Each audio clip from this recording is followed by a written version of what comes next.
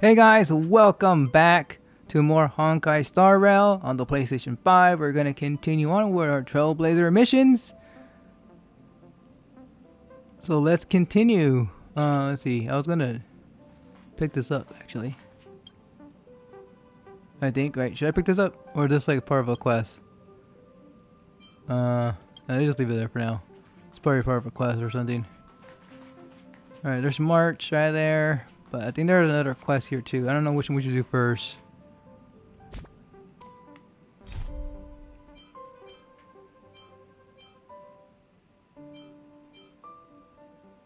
Okay, yeah, we have our main Trailblazer. We're not doing this one just yet until we complete these first. These are priority. Eventually we'll do our companion missions as well. I'm saving these for later on. We can come back to these later. Little side stories we can enjoy later on. The adventure missions, maybe I'll do them, but most likely I'll be doing these off stream. So we'll start. Let me see.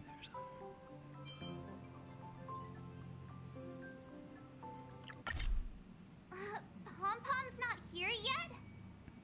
Wait, what happened?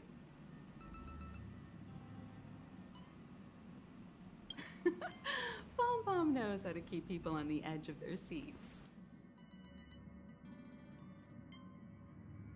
Ahem! Apologies for the delay, dear passengers. Something important came up, so I, the conductor, had to spend some time preparing.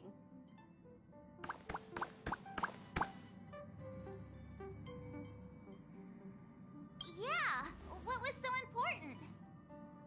I thought everyone knew. Our next destination is the planet of festivities, Penacony! I know everyone's eager to disembark and get to that famous Stellar Hotel, but before we set off, I should remind everyone of three things. First, Penacony is located in Asdana, a star system brimming with Memoria, which has historically been one of the macro voids that leaked out from the memory zone. Even after eons, the Memoria concentration up ahead is above normal levels. Usually this wouldn't be a huge problem, but everyone's different, so if you exhibit any signs of dizziness, hallucination, distorted memories, or any other symptoms, you should take them seriously. Second, Penacony is a colony belonging to the Harmony family. It also marks the first time this family has extended a public invitation to other factions.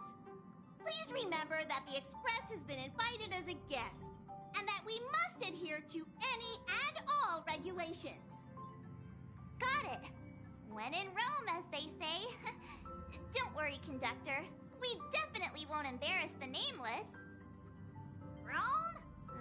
Anyway, third and final. Rather than being a request, Pom-Pom has a favor to ask of everyone. If you could, I hope that while you're all on vacation, you could spare some time to help inquire about a few of the nameless.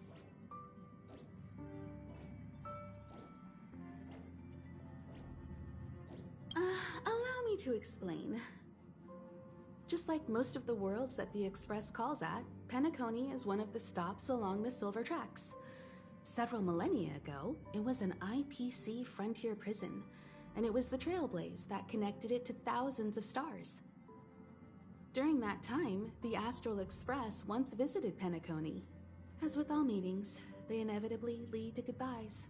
As the Express's logs indicate, it seems some passengers decided to call Penacony their permanent home. Don't worry, just think of it as returning to your hometown. Following the Express's departure, the Stellarons cut off contact to myriad worlds, and Penacony's ownership switched hands several times. Why did these nameless choose to stay here? How did the course of their subsequent lives unfold? And what legacies did they leave behind? Retracing our predecessors' footsteps. That is in itself an adventure, wouldn't you agree? Even if they left the stars behind them, their trailblaze would not be over. That's also what the conductor thinks, isn't it? According to the passenger list, The 3 people who got off were Tiernan, Legwork, and Rosalina, the Express's guard, mechanic, and surveyor, respectively. No supplementary details are available. Just names and occupations? And they don't even sound like their real names either. This'll be like looking for a needle in a haystack. We'll just leave it to the stars of fate. Considering the Nameless's diversity, perhaps we might even stumble upon their descendants. Or, against the slimmest of chances, the very individuals themselves. We'll conclude today's navigation meeting on this point. There's a bit of time left before we jump. In the meantime, might be a good idea to double-check your bags. I'll broadcast an announcement before we jump. There's still some time before the jump. I should talk to everyone.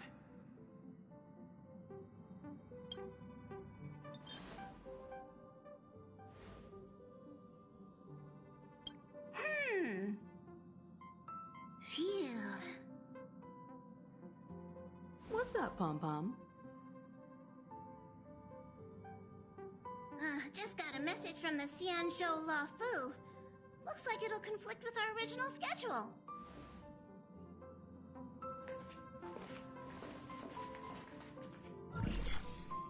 It's been a while, my friends on the Astral Express. How's your trailblazing expedition going? Soon, the Xianzhou Luofu will be holding the Luminary War Dance. Those who have aided the Luofu in overcoming the crisis are cherished allies of the Xianzhou.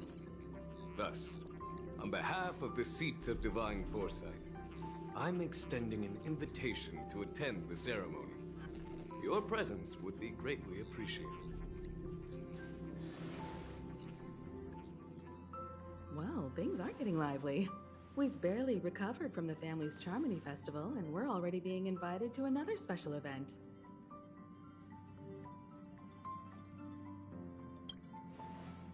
Why not think about it this way?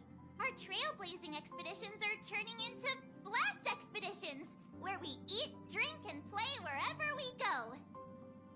Blast? Expedition? Yeah! Wherever we go, we eat, play, and have a blast! So we should leave March behind to take care of the Express? Hey! That's not what I meant! I'm all for some fun. I just hope there won't be any surprise party crashers, like Friday or Saturday. The Xianzhou Luofu has recently overcome a crisis. By holding the war dance, they're demonstrating to everyone that they've returned to a state of peace and safety. But that's what everyone said before we went to Penacony. You'll be totally safe under the family's protection. No need to worry. The War Dance is not like the Charmony Festival with all its hidden secrets. It's just a festival to honor the Rainbow Arbiter and the Cloud Knights, who fought against the abominations of abundance and protected the Xianzhou ships. Aside from star skiff performances, it's mostly martial contests. Nothing too different from the Taikian Roboball contest we've seen before. What do you think, Himiko? Since we've accepted Miss Black Swan's proposal, we should probably head to Amphorius for refueling. There's certainly no rush. This trailblazing expedition is quite unique, and the Express needs to be fully stocked and prepared before moving on to the next stop. With Madame Herta's help, I was planning to deliver some Leviathan fossils from Kalinga Abyss to Ron May, member 81 of the Genius Society. It could earn us some favors before we set off. However, it may take a few weeks. Aw, so that means we're not going to the Luofu. Being an adult means maintaining relationships, whether we like it or not, Marge. Since we've been invited, it's only right for the Astral Express to attend the ceremony. So, here's the plan. Pom-Pom will take everyone to the Xianzhou Luofu. Mr. Yang and I will meet up with Ron May and fulfill our promise. Meanwhile, you, March, and Don Hung will represent the Express and attend the war dance. What do you two think?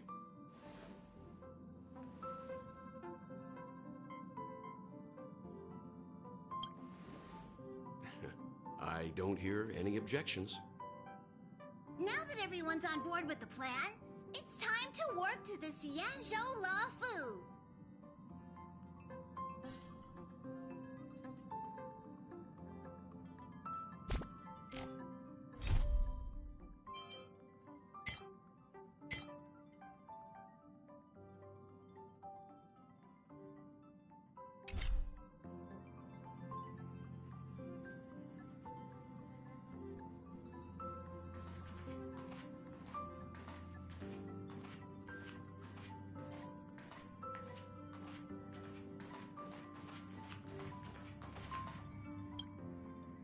Himeko really knows how to convince people.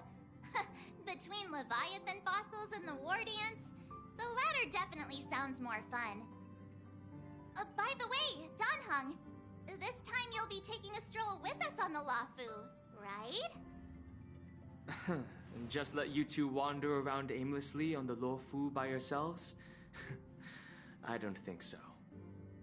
Plus, Mr. Yang is right. The Ambrosial Arbor crisis just ended, and both the long life and short life species are still feeling uneasy. And that's why Jing Yuan wants to organize the war dance, to show that the Xianzhou Luofu is stable and safe. And since he has extended an invitation, it's only right that I visit my old friend.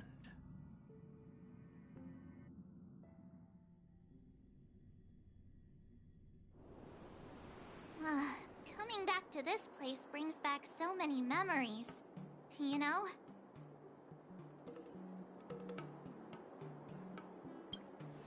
Hey, I'm not actually gonna recite a poem. I was just thinking about all the twists and turns we went through when we first arrived on the Xianzhou. This time, we're not being forced or enticed or chasing after wanted criminals. And we didn't have to sneak in through the cargo dock. This trip has been incredibly smooth. Quite unusual, I must say.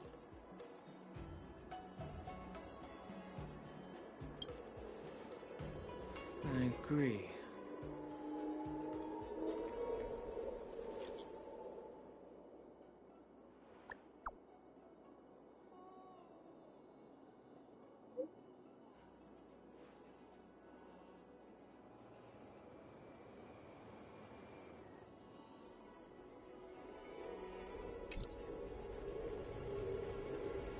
Is the Starskip Haven always this crowded? Oh, there's so many people here. I can barely hear anything. Yanqing said General Jingyuan sent him to welcome us, but where is he? Let's wait for him in front of the loom. It's the most prominent landmark on the dock.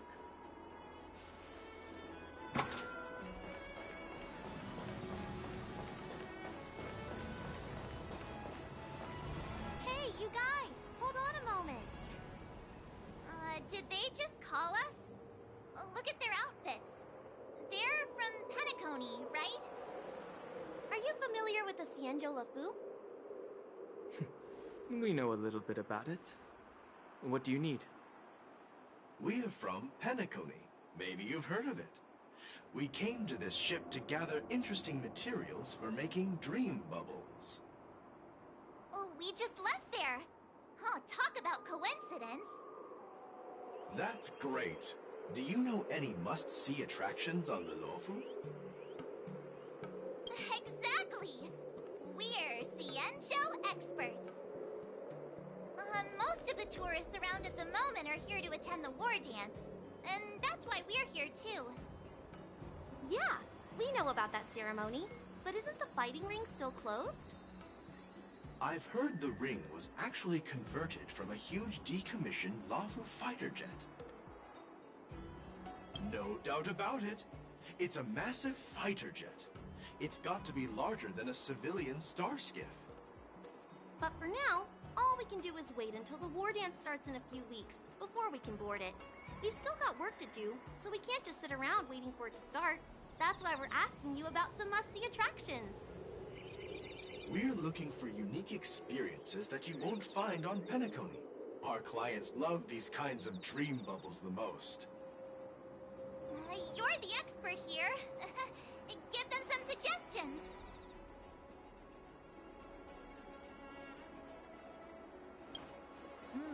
Good idea. The everyday vibe of the Aurum Alley is a rare find on the planet of festivities. Everyday vibe. Yeah, our clients have had their fair share of adrenaline-pumping dreamscapes. Maybe something down to earth would touch their hearts. Thanks for the suggestion. We'll head to the Aurum Alley to gather materials. Maybe we'll run into each other there in a couple of days. Look, Yanqing's here. Really? Let's go catch up with him.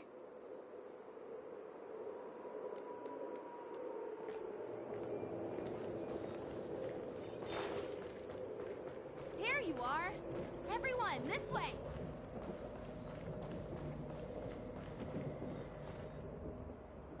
Hey, everyone. It's been a while. It doesn't feel like it's been that long since we last saw you. But, Yanqing, are you? What's up, Miss March? They say kids grow up really fast. Yanqing, are you a little bit taller than before? We've only been away for a few months.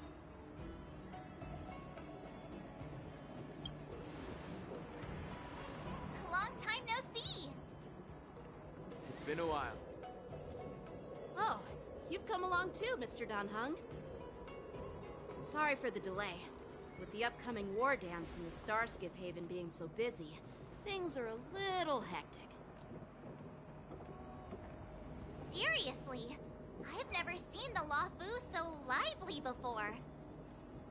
I was a bit worried that holding the war dance right after the Ambrosial Arbor crisis might be too soon.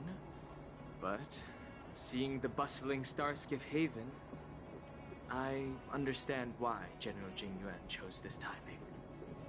Yep. There's people from other delves and travelers like you three who've come from afar. With the war dance coming up, there's a huge number of visitors pouring into the Starskiff Haven. The Cloud Knights are working hard to keep the security tight.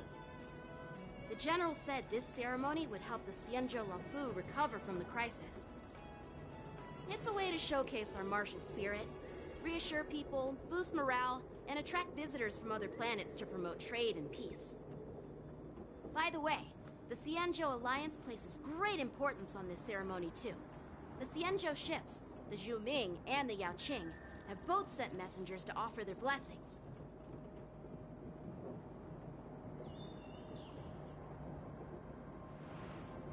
Yeah, I wonder if you've heard of it.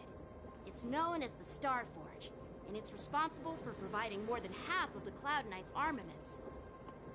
The Xianzhou Zhuming boasts skilled craftsmasters, and General Huayan is a top-notch craftsman himself. If only I could get a sword forged by him, I'd be on Cloud 9. By the way, Yanqing, where are we headed next? I'm sorry for talking your ear off. The General wants to catch up with you at the Palace of Astrum. He's been eager to hear about how the Express has been doing. It's funny how he tries to act all mature, but whenever it comes to something he's interested in, you can really see his childish side. I agree.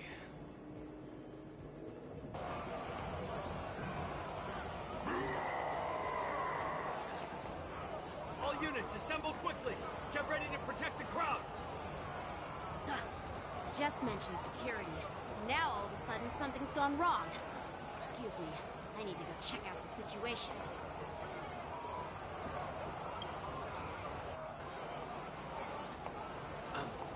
We'll go with you.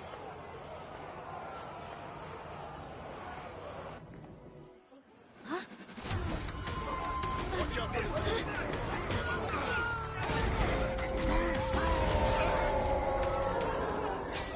Protect the civilians. I'll deal with him.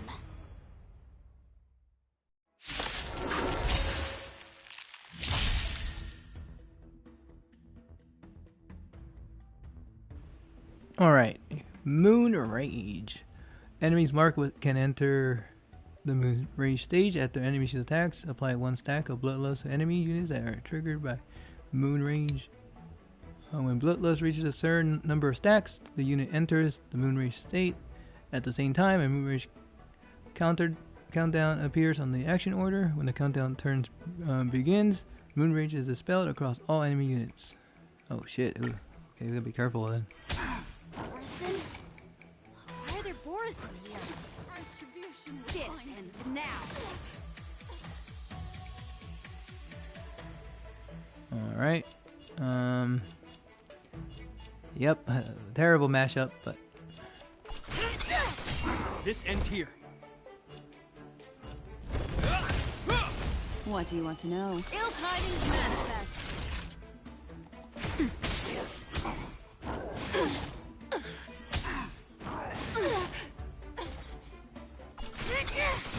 Hope you're prepared.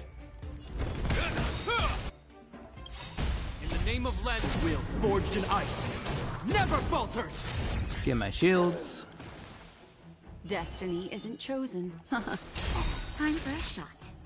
Memories beneath the waters lies an endless abyss. Motor function restored. Retribution will find you.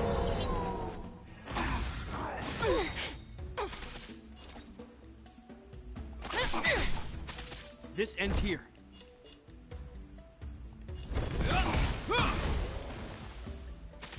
What do you want to know?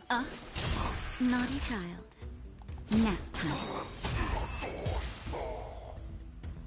There we go.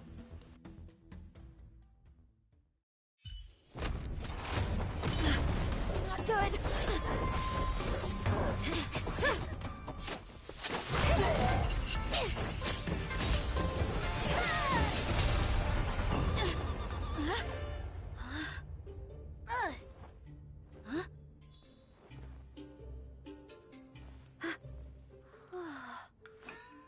Thanks for the help. Sorry, no time to chat. Could you give me back my...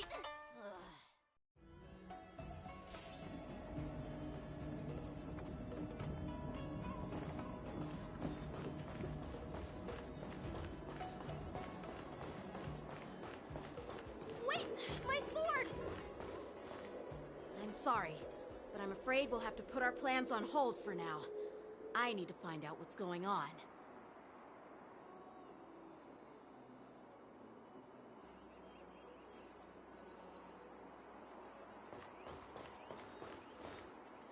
While we appreciate your rescue, my Cienjo friends, don't you think it's a bit too much to detain us and our cargo?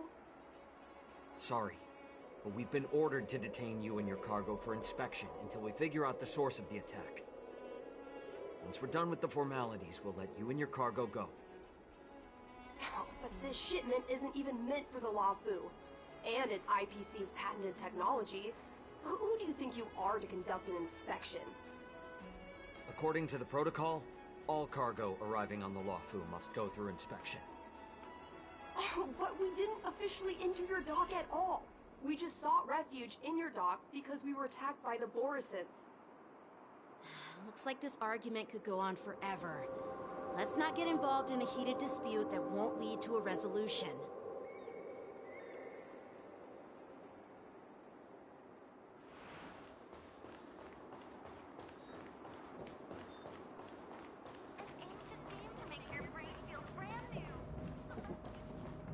Who's in charge here? I need some answers. It's my fault.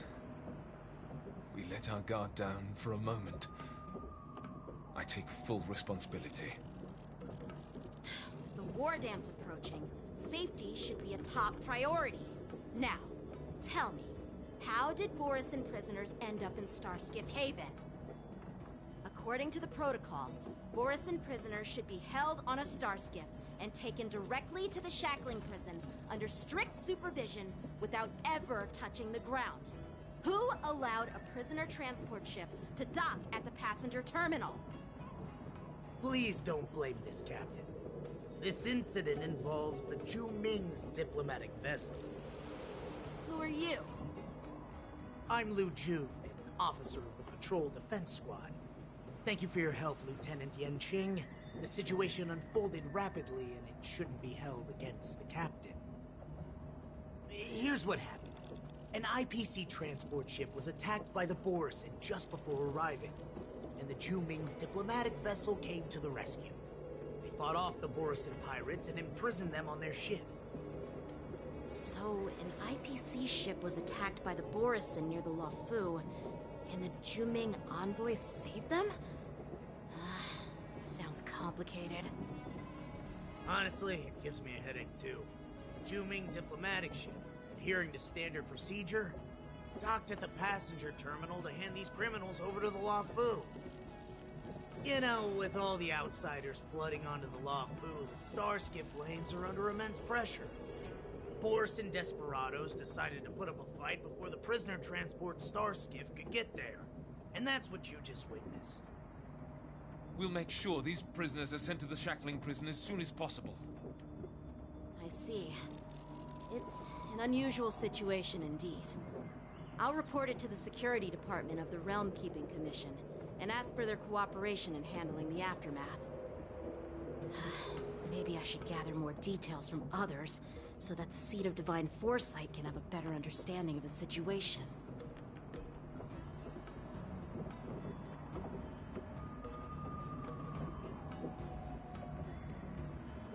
You look much maturer now, Yanqing. Please don't tease me, Miss March. The situation on the Xianzhou before the war dance is like a calm lake that can be disturbed by even the smallest pebble, capable of generating far-reaching ripples with even the slightest disturbance. What are those people? I mean, those monsters we just dealt with? Those werewolf monsters are known as Borisin. They are abominations of abundance, and we've been fighting them for a very long time. The Borisin have been a powerful force for a long time, plundering and enslaving many worlds. The threat they pose is just as terrible as the Swarm disaster, and the Alliance even had a fierce war with them 3 decades ago. Their presence has faded over the years, but who would have thought? According to that officer, they attacked an IPC ship near the Shenzhou Luofu. Such a brazen attack seems quite unusual to me.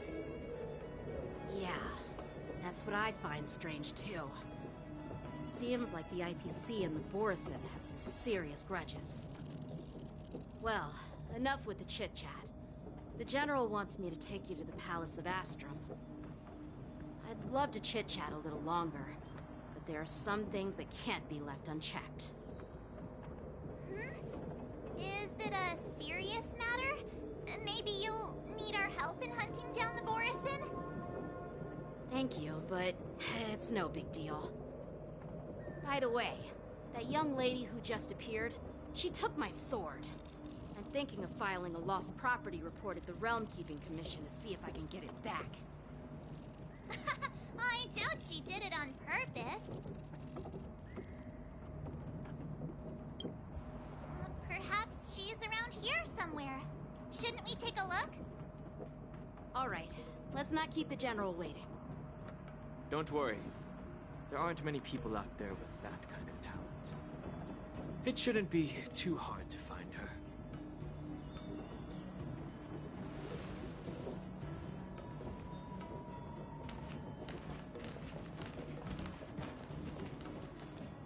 There sure are a lot of troublemakers around.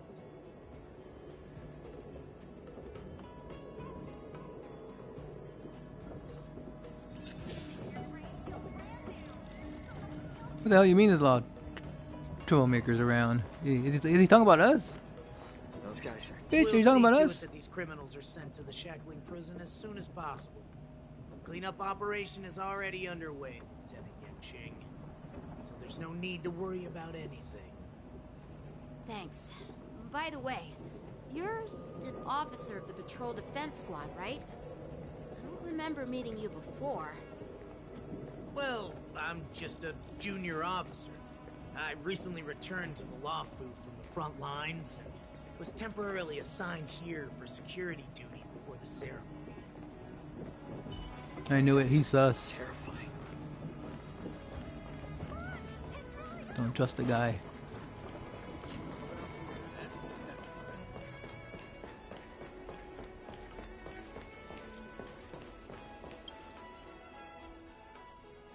It's been a long journey, Elder Wyatt. Thank you for your presence. Don't mention it. Thank you for taking the time to welcome me.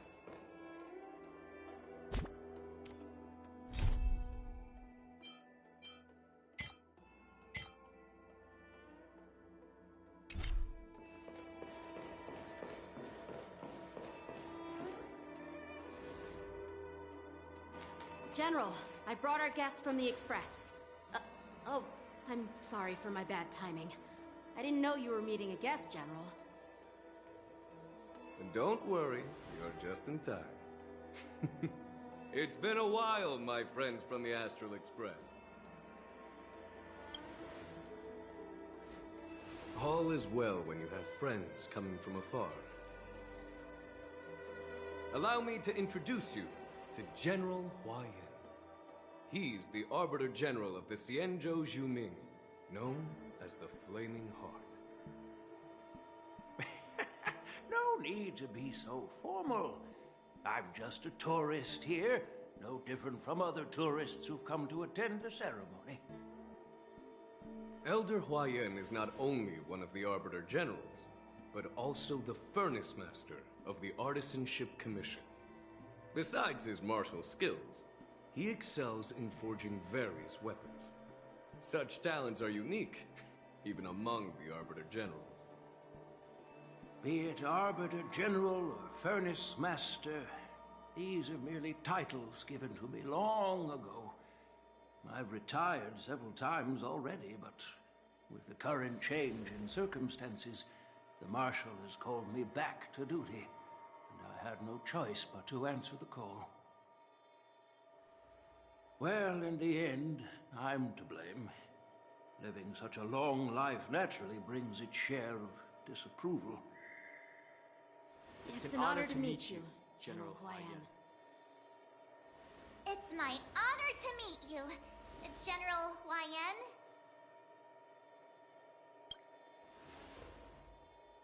No need to be all formal. Today I'm just a guest on the Luofu, the same as all of you. So, these three are the ones you mentioned, Jing Yuan? The heroes who helped you with the Ambrosial Arbor crisis? Indeed. There's Don Hung, March 7th, and him. Without their help, I'm afraid the Luofu might not have easily overcome this crisis. So, the Imbibitor Lune's reincarnation has returned to the Luofu and will attend the war dance. I'd love to have a drink with you should the chance present itself. You're more than welcome, General Hua Yan. And this young friend is? Yanqing, my apprentice. He remains by my side as my retainer due to his youth, which I hope will season him with experience. He will stand for the Luofu's Cloud Knights in the upcoming war dance, ready to take on all kinds of challenges. Great, great! It's a real treat to see so many talented young people around here today. Oh, I almost forgot. This is my apprentice, Yun Li.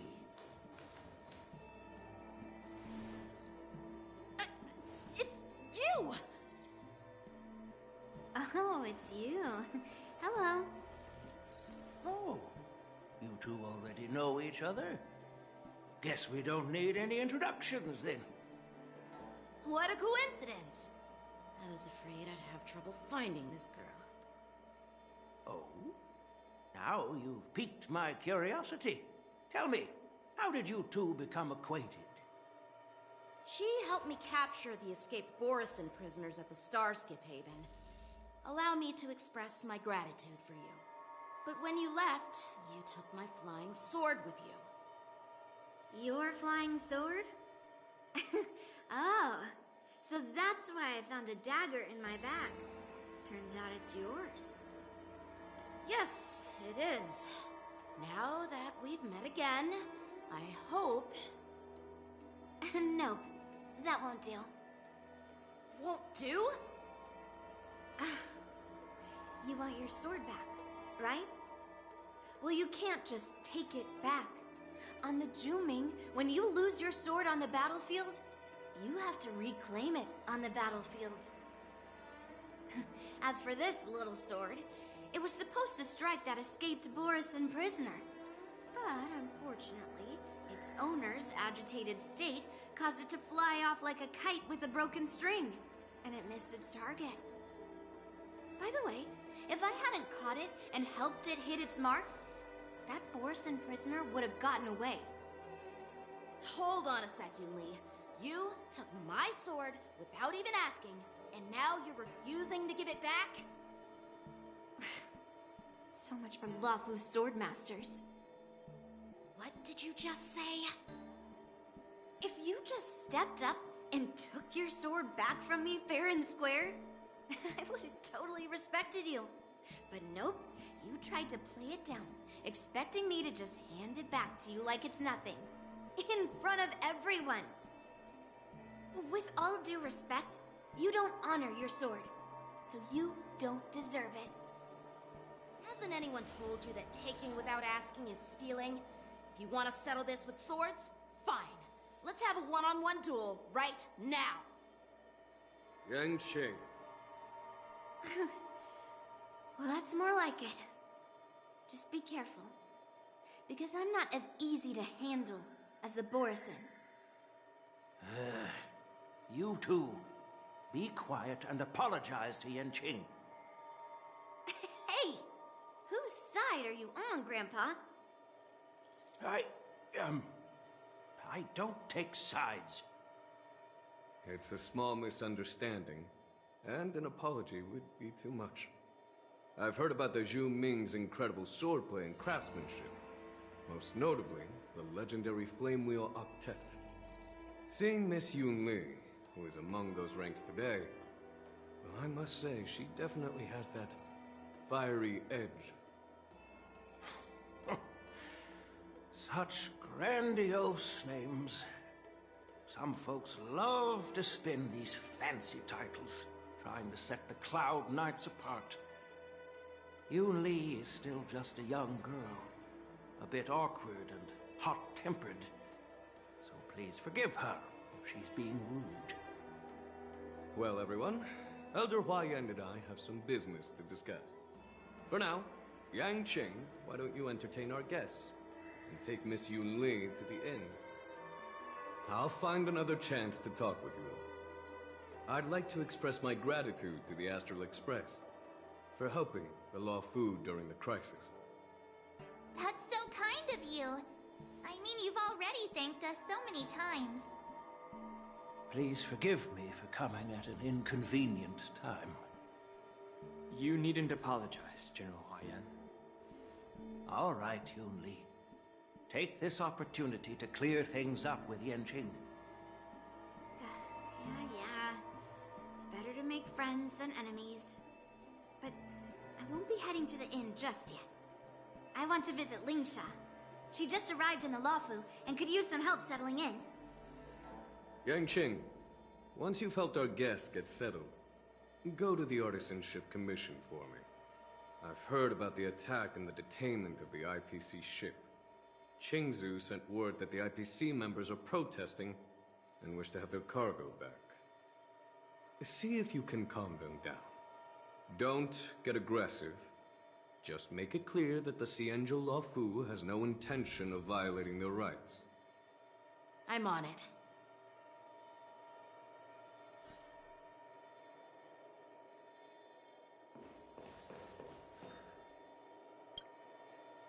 Hey, Danheng, I thought all the Xianzhou generals were like Jing Yuan. But that General Huayan, he looks so thin and scraggy, as if even a light breeze would knock him over. Is that old man really an Arbiter, General? Well, each Xianzhou ship has its own division and specialty within the Alliance. Not all of the Arbiter Generals are good at leading the charge. You heard what Jing Yuan said, right? General Hua Yan was once the head of all the skilled craftsmen on the Zhuming.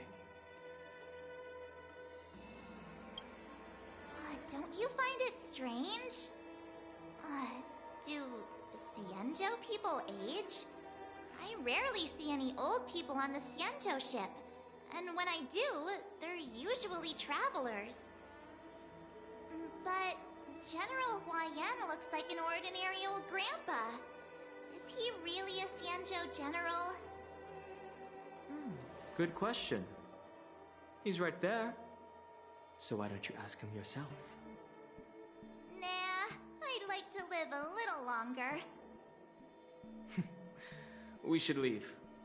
General Jing Yuan asked Yan Qing to entertain us, so obviously, he has important matters to discuss.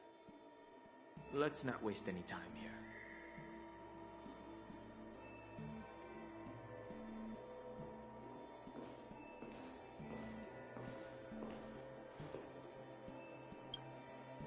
This is the report Qing Zhu just sent me. Let me take a look.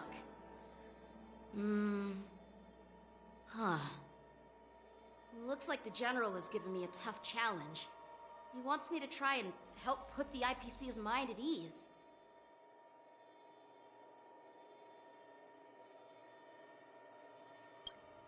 Well, it's not exactly a test. As Cloud Knight officers, we not only learn the art of war and martial arts, but also occasionally have to handle diplomatic disputes. It's just, you know, talking things out isn't as straightforward as duking it out with weapons on the battlefield.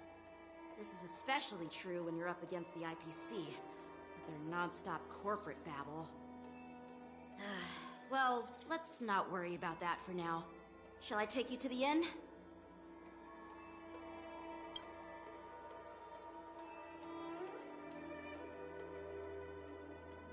It is the Luofu's honor to have you in attendance at the war dance. Yet, the fact that a simple martial arts ceremony has attracted esteemed generals from the Zhu Ming and the Yao Qing implies intentions beyond mere spectating. Might there be any specific instructions from the Marshal? You're overthinking it, Jing Yuan. As I said, I'm here to broaden my granddaughter's horizons. I have no ulterior motives. However, I have no clue what the Yao Qing Arbiter General has in mind. Do you remember when you accepted this position? I told you that an Arbiter General's battlefield goes beyond the physical one. You'll need to lead and manage everything on the Xianzhou.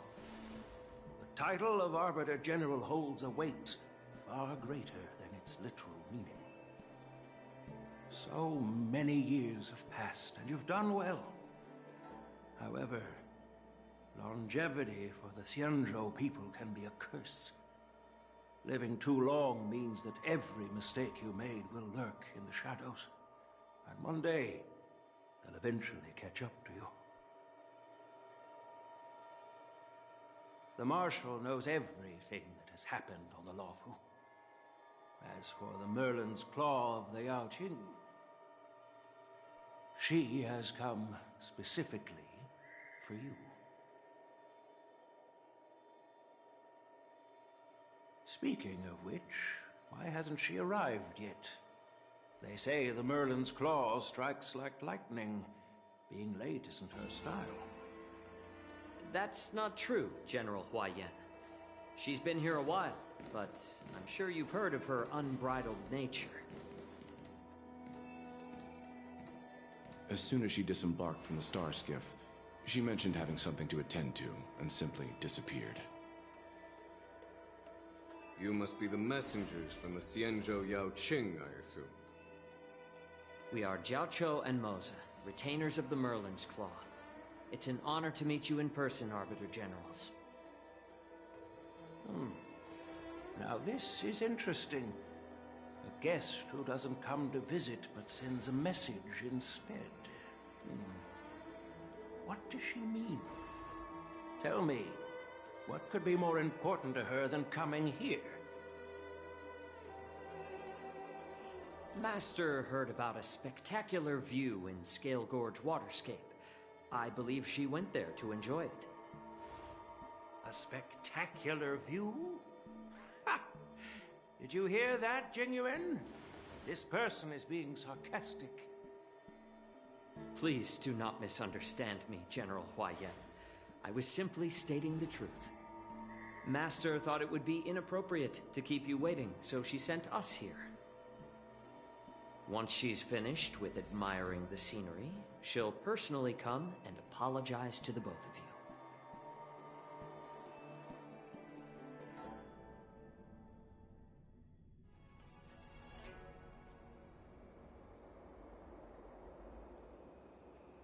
Drat, I forgot to ask Yun Li to return my sword.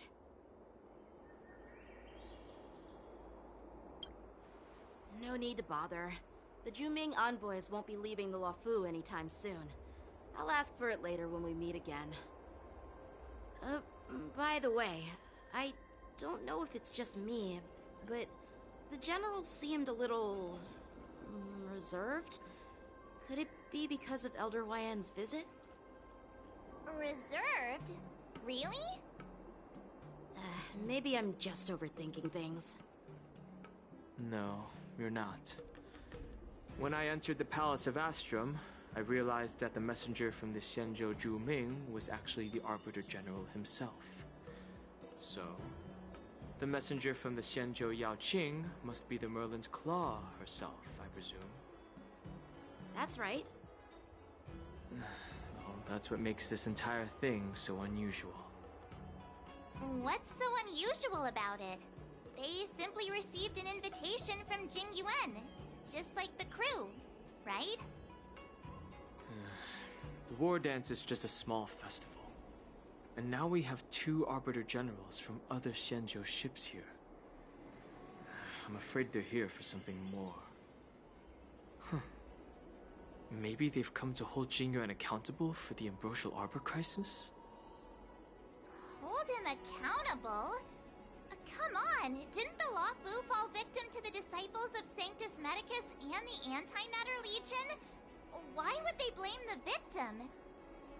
Donshu's rebellion and Ventilia's scheming are merely one side of the story to the other Arbiter Generals of the Alliance. Only a single piece of incontrovertible evidence remains, creating an endless source of potential complications. The Ambrosial Arbor. Yes. It's undeniable that the plague mark, which was subdued by the Xianzhou Luofu, has resurfaced. But was it really a conspiracy instigated by the Antimatter Legion? Or does it indicate a traitorous intent from within the Luofu, implicating Jingyuan himself? Once the spark of suspicion is kindled, it proves hard to extinguish.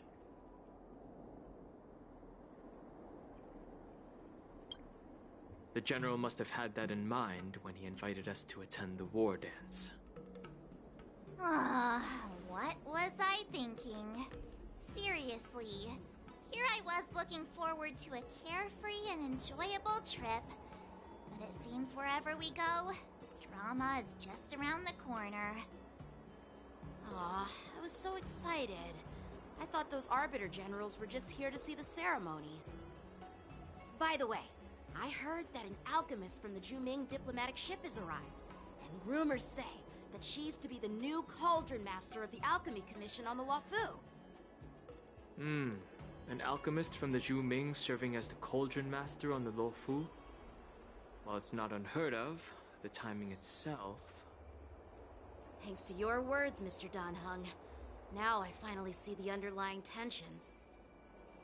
The General is under tremendous pressure right now, but I was completely oblivious to his troubles. How naive of me. Come on, don't think like that. Leave the adult matters to the adults. Even if you wanted to do something for the General, it's not like you can do anything. Did I say something wrong? Again? Miss March is right. I don't have the skills to share the General's burdens at the moment. Still, I'll do my best to follow his instructions. Let's go. Once I've taken you to your accommodations, I need to go to the Artisanship Commission to handle the IPC's protest. He looks like he has a lot on his mind. We can't just let him go alone. Why don't we accompany you to the Artisanship Commission? This is too much trouble. While I appreciate your kindness, dealing with the IPC's workers could be tricky. I'm afraid this will cause trouble for the Express. No worries. We're pretty experienced in dealing with the IPC. You've heard of the 10 Stone Hearts? We've dealt with quite a few of them, right?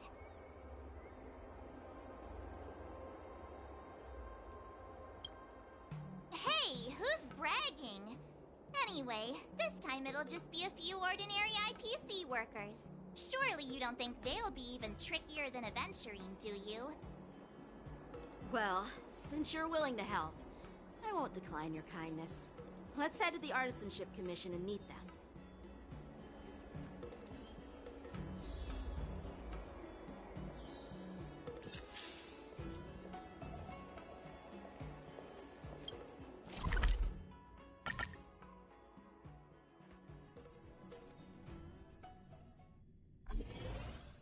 Can I really reason with you Xianzhou people? I think I get it now. In your words, this is called looting a burning house, right?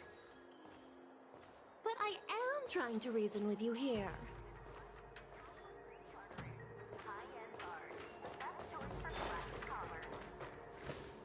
Ugh, that toxic voice sounds familiar. Haven't I heard it before in Arum Alley? You know what? This isn't my first time dealing with the Skyfaring Commission. I can handle your unreasonable ways. But straight up snatching IPC cargo, isn't that going a bit too far?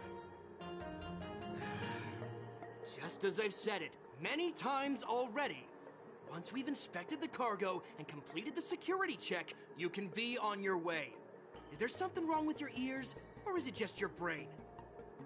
I'm hearing you loud and clear. I'm thinking clear. And my answer is crystal clear. Not a chance. Keep detaining my cargo and I'll file a complaint directly with your general.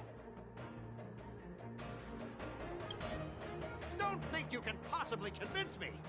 Huh? Why are you here? Staying on the Xianzhou, are you? What terrible luck. Wherever you go, disasters aren't far behind. Aren't you the guest from the Astral Express? What brings you and Yanqing to the Artisanship Commission? They're in trouble? No, it's me! I'm the one in trouble! Looks like you've met this IPC worker before. I'm not sure if that's a good or a bad thing. I was sent here to deal with the IPC protest, Miss Shikwe. What's going on here? As you know, this IPC transport ship was attacked by the Borisin and rescued by the Juming's diplomatic ship. Then the Cloud Knights were instructed to bring it back to the dock for repairs and inspections. And this is Mr. Scott, the person in charge of this transport ship. So, you're Scott. I've heard him mention you. Weren't you kicked off the Lafu before? Why did you come back? Like I wanted to come back. I thought I'd just dock at the harbor for repairs and leave this forsaken place for good. Little did I know, as soon as the ship entered the harbor, a bunch of Cloud Knights showed up and snatched all our cargo from the hold. What do you mean by snatched? I've told you 1,000,000 times. It's a security check. Then why did you bring the cargo to the Artisanship Commission? You even brought in some shady craftsmen. It's obvious you're trying to steal the IPC's patented technology! Listen here. Firstly, the Skyfaring Commission detected dangerous items that could possibly be weapons in your cargo hold. That's why they called me here, to double-check. Secondly, Where the heck did you get the idea that I'm a shady craftsman? Even if there are dangerous items, what do they have to do with you? It's not even being shipped to the Lawfu. We'll just fix the ship and be on our way. We won't unload our cargo here. But you'll have to stay in the port for several days before your ship is repaired and you can take off again. How can we just leave unchecked items sitting here?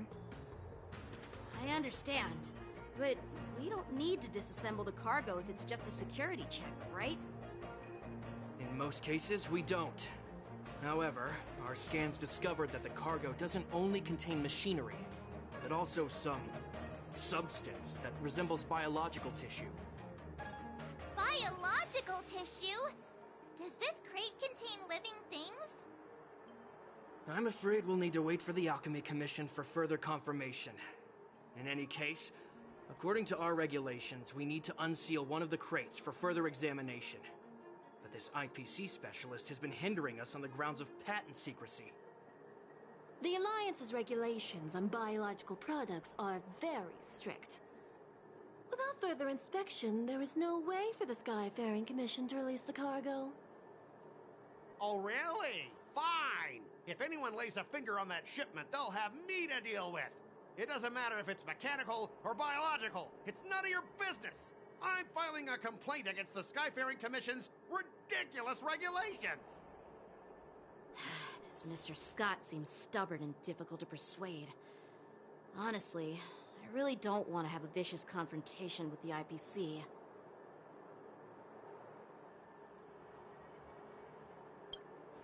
I heard how you helped Aramali. The IPC representative back then was Mr. Scott, right? Since you've dealt with him before, it looks like I'll have to rely on you again. What are you guys whispering about over there? Just hurry up and give us back our cargo.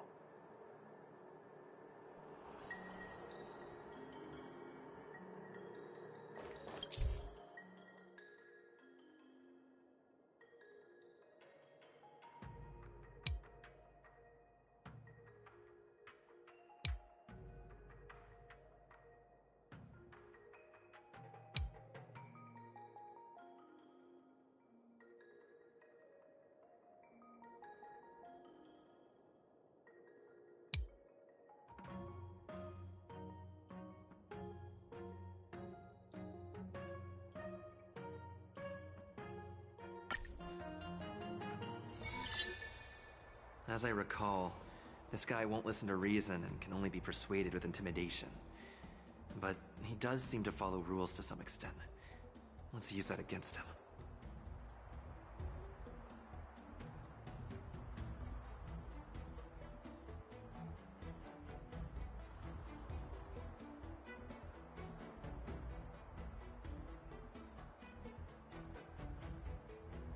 Speaking of regulations, we have our own laws and regulations too.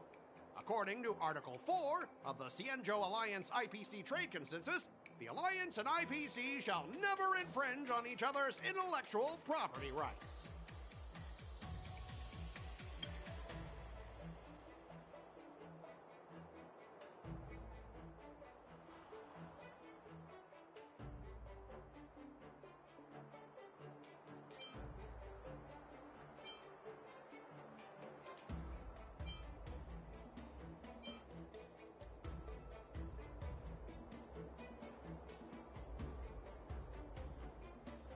Back in Arum Alley, you were dealing with civilian merchants, where you could use the IPC's name to scare them. But this time, the Cloud Knight Lieutenant standing before you represents the will of Lawfu's general, and won't be intimidated by your words. Of course, I'm sure we both want a peaceful resolution. Yeah, that's true. Of course, I want things to be resolved peacefully, but aren't we getting stuck in rigid formalities here? Even if we set aside the secrecy of intellectual property, these prototypes built by the Intelligentsia Guild are incredibly valuable, beyond your wildest imagination. If anything goes wrong, you won't be able to pay for it even with your lives.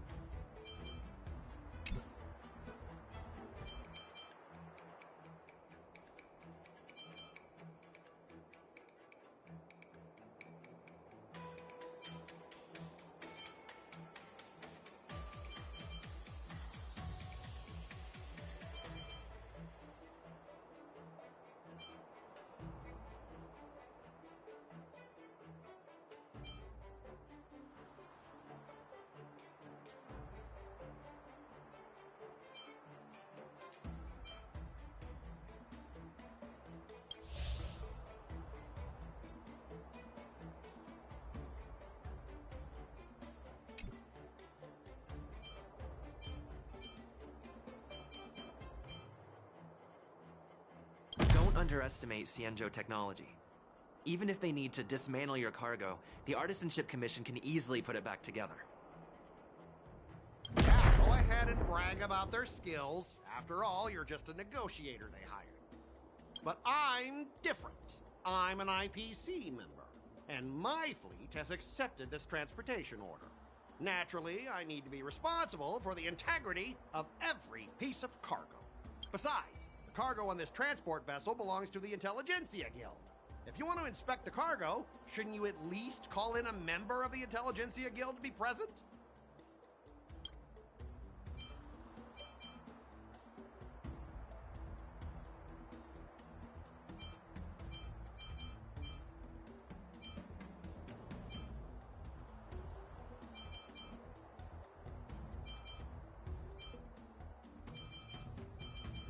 Pretty tight with Dr. Ratio from the Intelligentsia Guild. Almost like family. Doesn't that make me practically a member of the What's all this nonsense? Even if you were married to him, you still couldn't represent the Intel. We both need to follow the regulations, because that's how the IPC and the Cienjo operate, right? As an IPC worker, I have to abide by its regulations. If I make an exception and allow you to inspect the cargo, it'll spell disaster for me.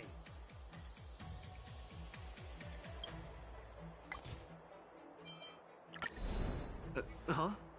Could you repeat that? I didn't quite hear you. Could you...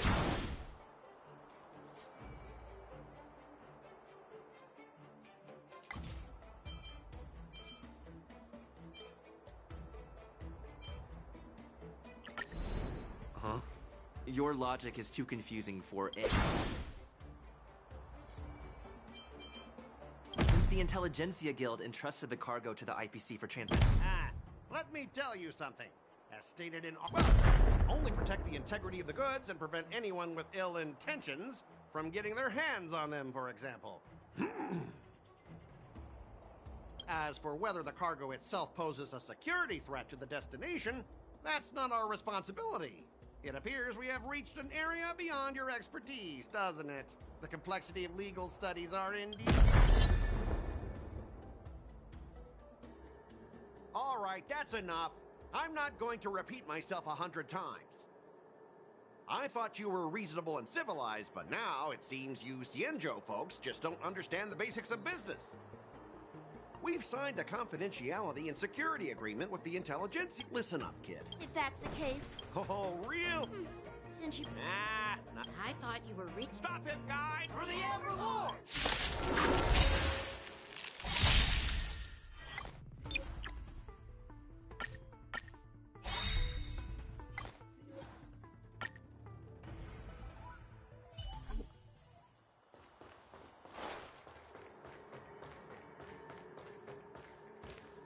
All right, that's enough.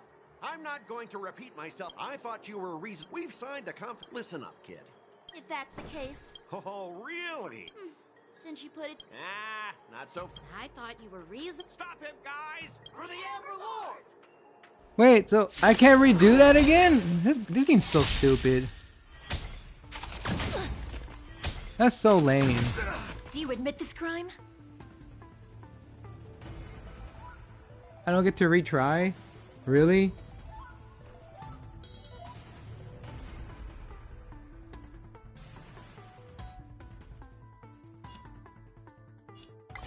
Execute the Marastruck!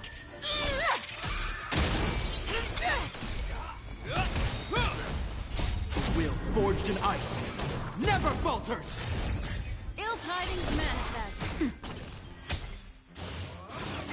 Retribution will find you.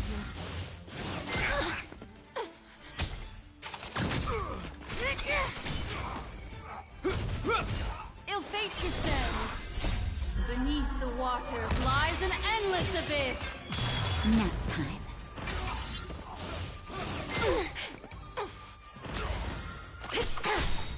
Execute the Marastruck!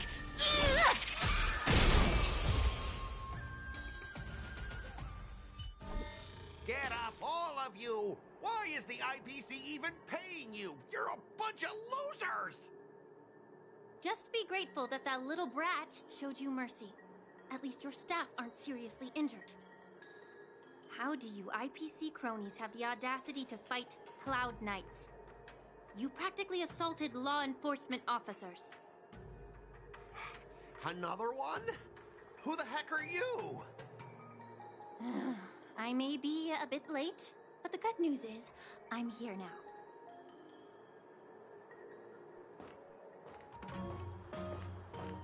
Allow me to introduce myself. I'm Lingsha, Cauldron Master and head of the Alchemy Commission on the Lawfu. Could she be? Yeah, she's the new Cauldron Master assigned here from the Xianzhou Zhuming. I received a report from the Artisanship Commission about cargo containing samples of unknown organisms. It said they needed help from the Alchemy Commission. I had nothing better to do, so I came myself. It's fine, Mr. Scott. If you really don't want your cargo to be inspected, it doesn't matter. It doesn't matter? How can you say that? Why are you being so nice all of a sudden? Well, since you're not going to check it, I'll take this crate and be on my way. Is that okay with everyone? Yeah, sure. Why should I object? Not only this sample, but all the goods on the transport ship are yours to keep. Like I said, we won't inspect them. Wait a minute!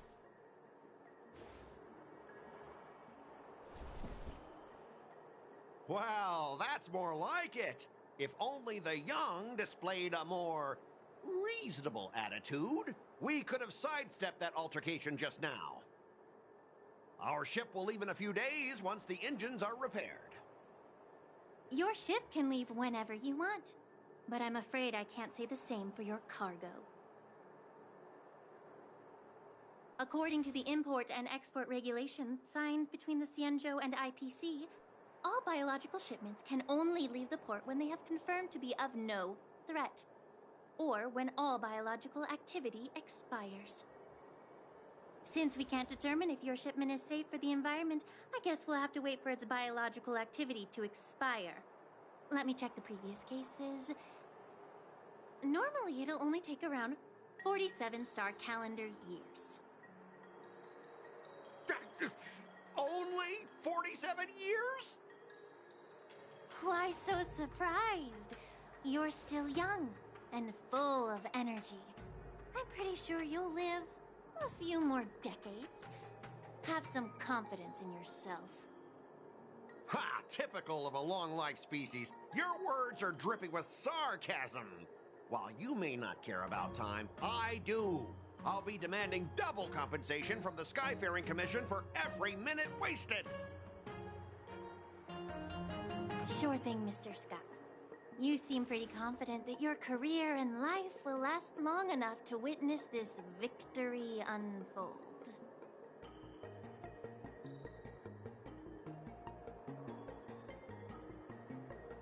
Step aside, guys. Let them do the inspection. But, Mr. Scott... Come on, we're already in enough trouble. Just let them do the security inspection. And if needed, they can always grovel before the Intelligentsia Guild later. I'm just using my head for what it's apparently good for, right?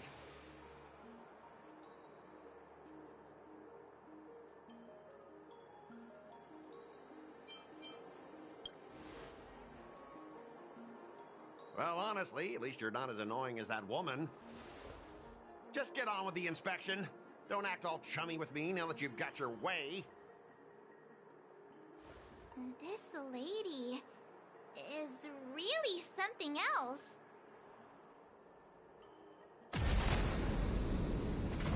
Is this the IPC product? Listen up.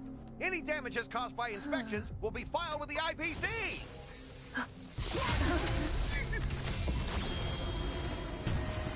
Turn it off.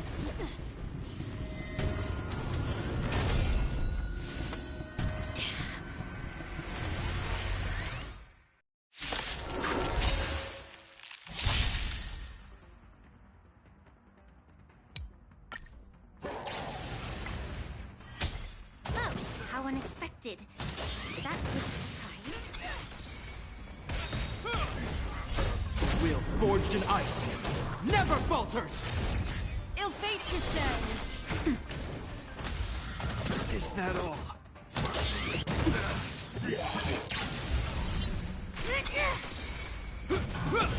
Ill tidings manifest. Nap time. Mind your manners.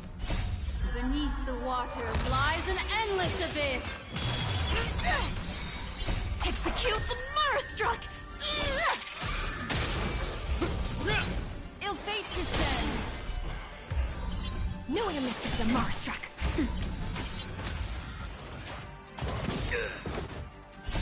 Will forged in ice never falters!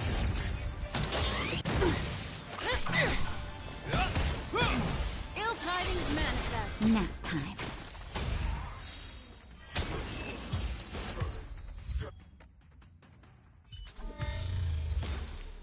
Were you seriously planning to leave this stuff unchecked at the dock for days? That's way too dangerous. I had no idea about it. You must have accidentally triggered the cargo's defense program. I don't think trying to shift the blame is a wise choice.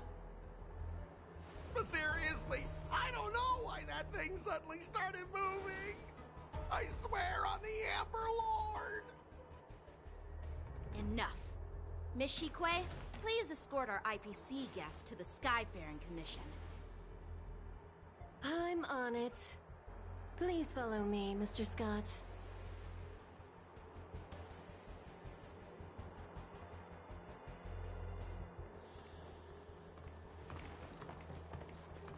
Gentlemen, our preliminary inspection shows that there is indeed hidden biological tissues inside. Just like the craftsman feared. I can't even tell if it's ingenium or biological in nature. The core of this device is what they call wetware in industry slang. To put it simply, this machine operates with a kind of biological nerve as its control center. I'll take some samples for the alchemist to analyze and figure out where the biological tissue comes from. Why would the Intelligentsia Guild use such unethical technology? Perhaps they're trying to create a new weapon? Whatever the reason is, it's probably why the Borison attacked the ship. No wonder the IPC were trying to obstruct our inspection. I'll contact the Ten Lords Commission and ask the judges to come and give their final verdict on this. According to our rules, all prisoners and weapons involving dangerous creatures must be taken to the shackling prison for further sentencing. After all, it's the safest place on the Luofu. As for you, Mr. Craftsman, please go with the Cloud Knights and explain the situation to the judge.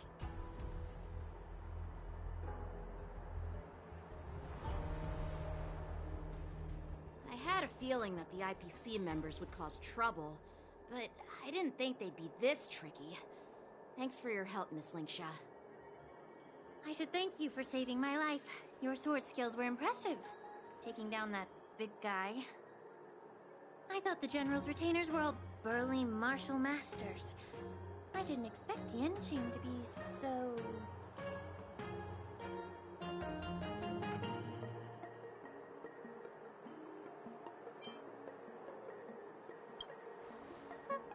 Can't argue with that. As for you, you must be the guests from the Astral Express, right? Saving the Luofu from that crisis. It's so impressive. It wasn't a big deal. Really. It's still early, so why don't we get some tea at the Alchemy Commission? We can discuss your suggestions for revitalizing the commission. I'd be happy to accept your invitation. And you three are coming too, right?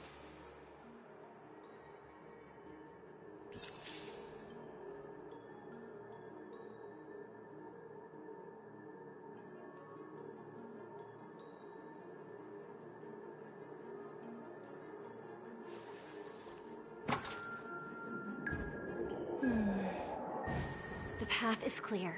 Let's get going.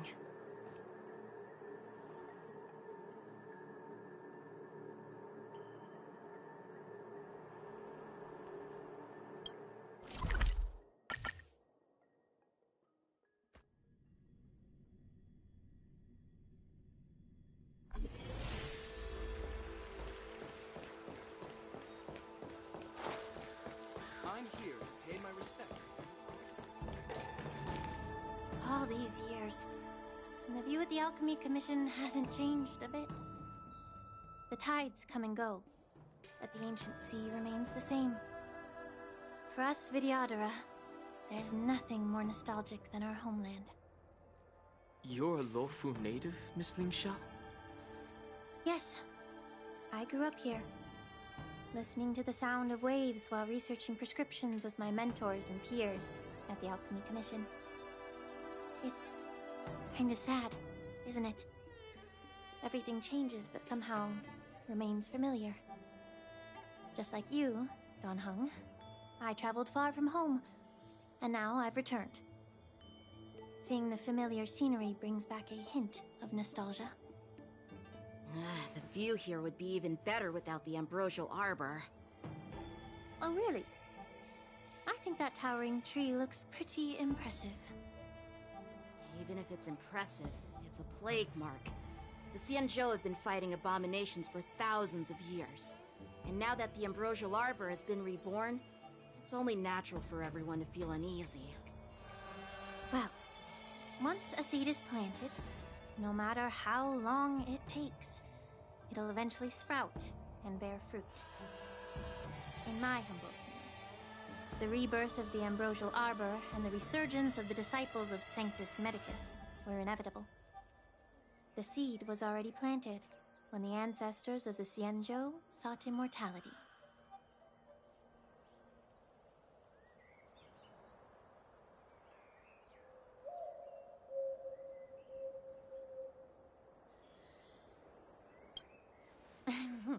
My bad. Well, since you went through the entire Ambrosial Arbor crisis firsthand, Dan Heng and Lieutenant Yanqing, I'd like to discuss something with you.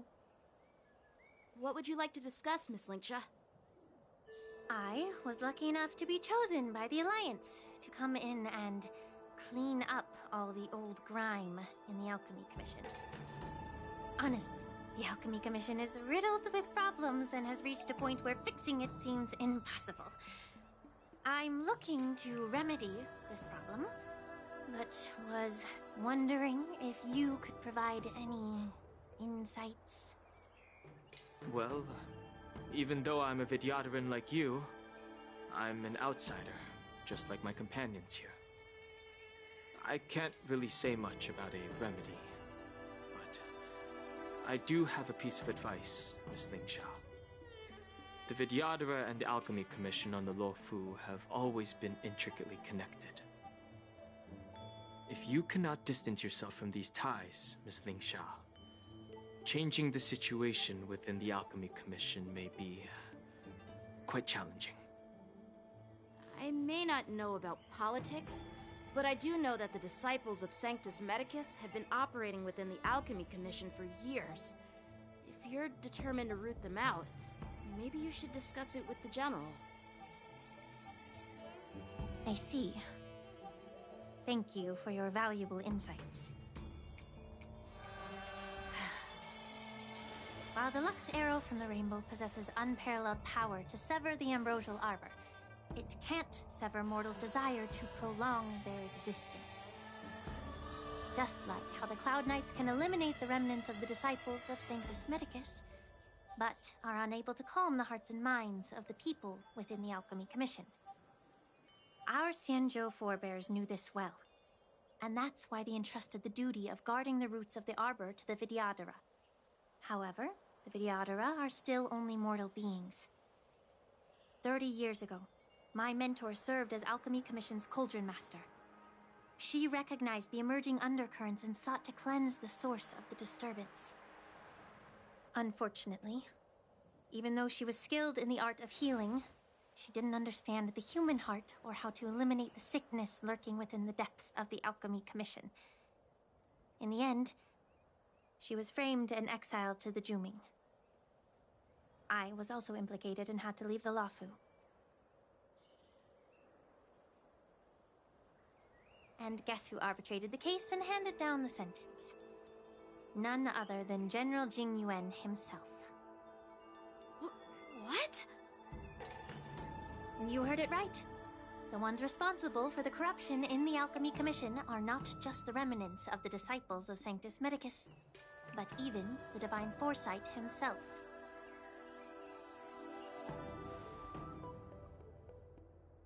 Alas, why is your face turning pale, Yanqing? Don't worry about it. I understand that when someone holds a position of power, they may sometimes have to make tough decisions. I won't hold any personal grudges against him. Besides, at our age, holding personal grudges is a luxury we can't afford. Lingsha, you're back! Ugh, I've been waiting ages for you.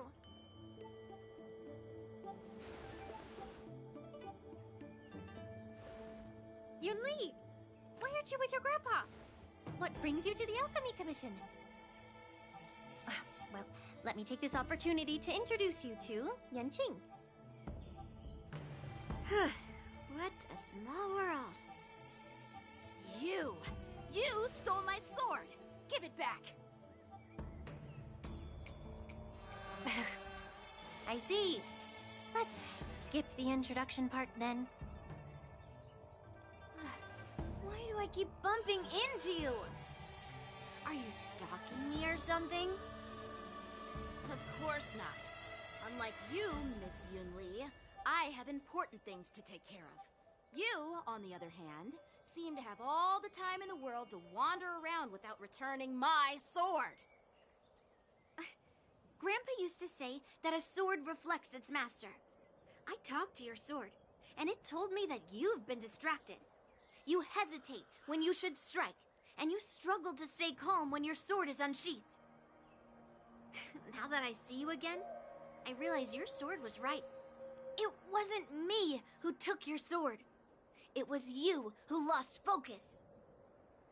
Do you really expect me to believe that nonsense? I've been taking it easy on you because you're a guest from the Juming, but you're not taking the hint. Don't people from the Juming know you're supposed to return what you've borrowed? Just look at this flying sword. Even if I gave it back to you now, it'd just be taken away again in a few hours. You know the Cloud Knight saying, a Cloud Knight must never let slip their weapon, yes?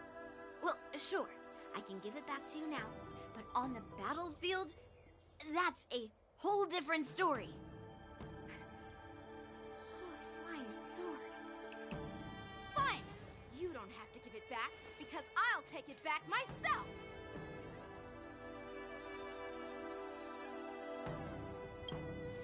But which general should I call? Between these two, who do you think is tougher? Don't get me wrong, I'm just curious.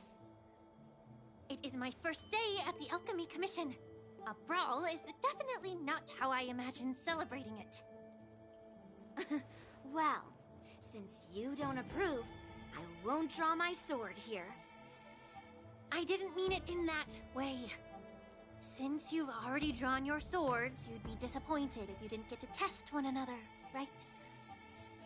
I've received reports that the delves near the Alchemy Commission are still infested with abominations.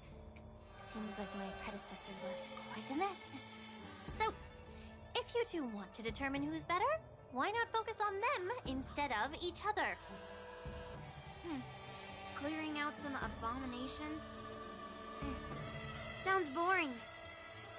It's the Cloud Knight's duty to eliminate those abominations. You don't have to ask me twice, Miss Lingsha. I'll help you get rid of them. Oh, you think you're the only one who knows how to behave? If Lingsha needs anything, I'll gladly draw my sword and help her out.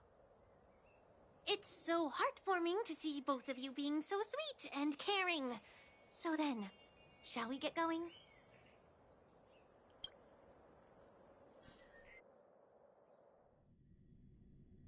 Ever since the disciples of Sanctus Medicus were eradicated, Their experimental abominations have been festering here.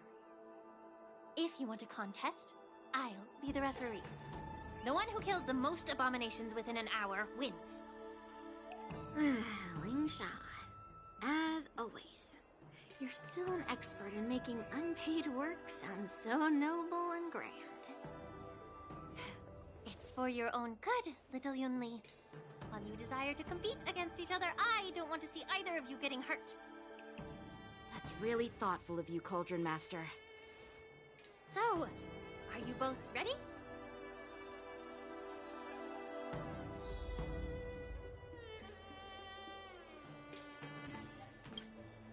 Ugh. Looks like my predecessors left quite a mess. Let me say it again. The one who kills the most abominations within an hour wins. Be careful when you draw your swords, and make sure you don't hurt each other. Can we start now, Lingsha?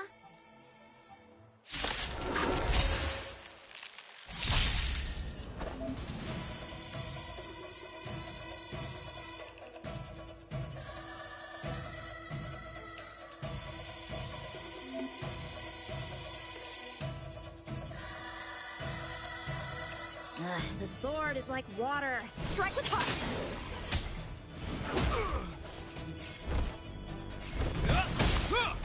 Destiny is apparent. Ill fate descends!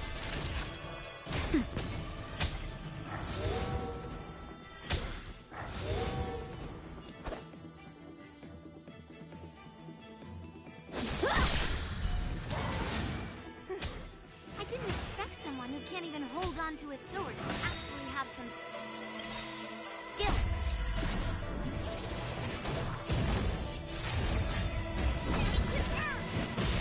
You've got style with those moves, but you're not striking where it counts.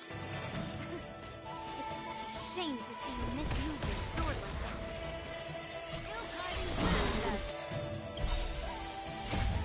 Beneath the waters lies an endless abyss. Nap time.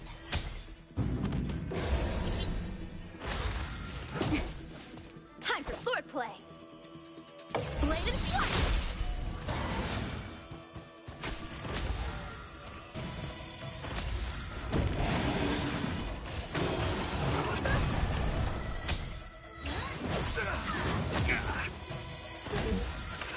Is that all?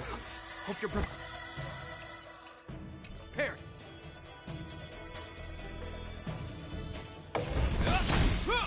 A one-time enemy!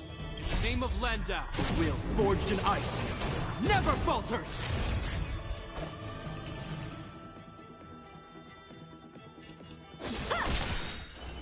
Practice is over! Swords descend!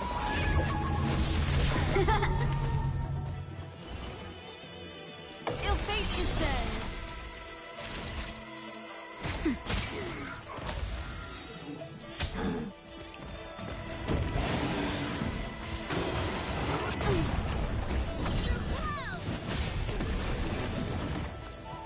How many can you block?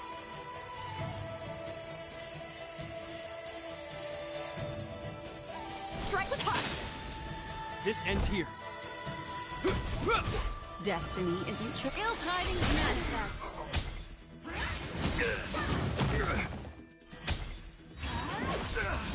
It'll heal. That'll take nap time. Time for swordplay!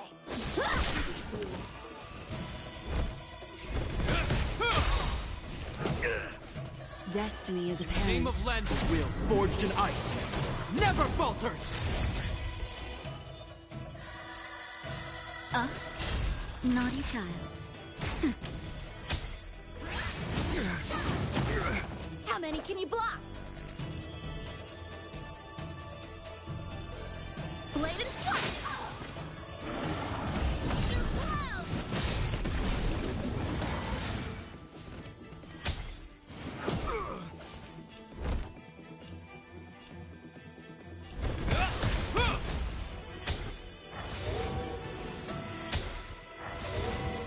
Time for swordplay! Strike with heart! Practice is over!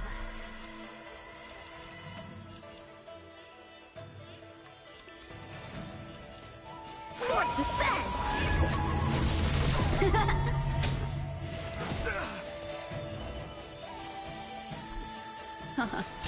Time for a shot. Memories of beneath the waters lies an endless abyss. Nap time. A one-time enemy! Blade and flight!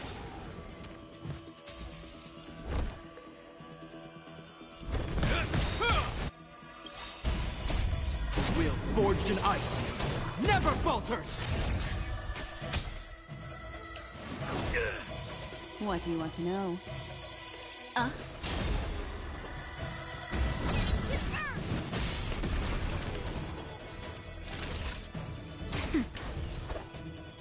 Strike with heart! Hope you're prepared.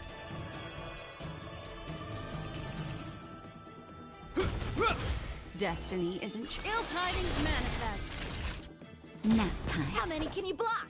Blade and flight! Is that all?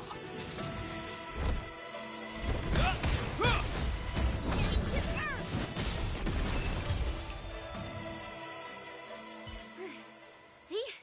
I won. Your technique was all over the place, and you relied too much on speed. Is this really all the Cloud Knights of the Lawfu can muster? So disappointing. All you did was chop down a few monsters. Don't get carried away with yourself. Oh. Well, then I'll give you a chance. Defeat me, or hand over all your swords. If you're trying to pick a fight, just ask, because I'm ready for you.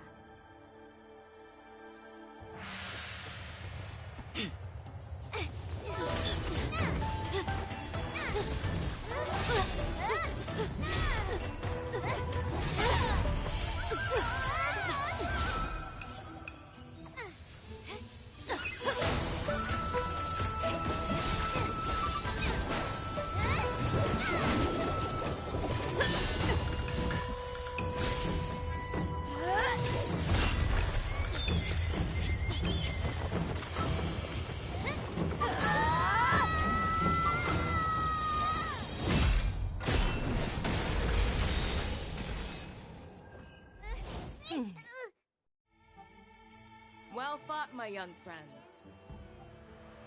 However, both of you have shortcomings. One of you focuses on dodging and weaving, while the other relies on brute strength, trying to take down targets with a single strike. Who are you?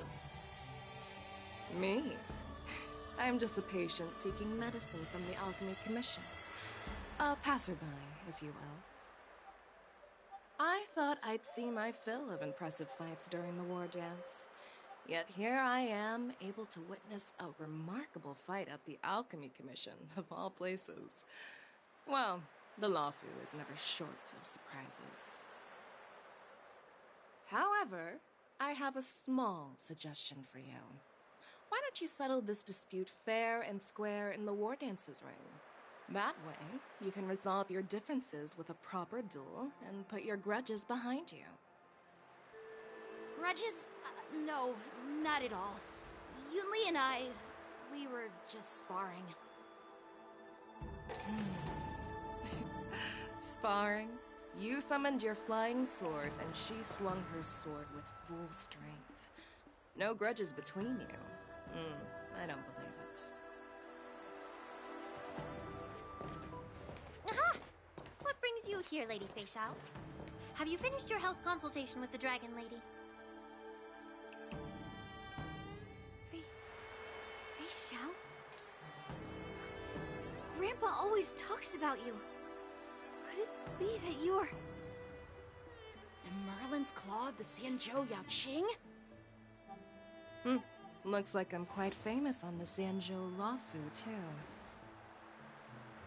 Of course. Everyone has heard of the great general. Known to all, and unbeknown to none. Great General? Isn't that title a bit too narcissistic? I don't like it. Ooh, I heard there's a dozing general on the Lawfu, so I came up with a humble nickname for myself. The lacking, General. Lacking in worries, regrets, and rivals. Sounds much better, right? Yeah, that's a befitting title that sounds both humble and impressive. Now that the sparring session is over, Yanqing and Yunli, shouldn't you politely thank General Fei Xiao for her guidance and bury the hatchet? Here's your sword. Keep it safe. Or it might get taken away again. By the way, we haven't settled the score yet. I'll defeat you fair and square next time we fight. This is how she apologizes? Now that I finally got my sword back, I should report to the seat of divine foresight. I'll take my leave, General Fei Xiao.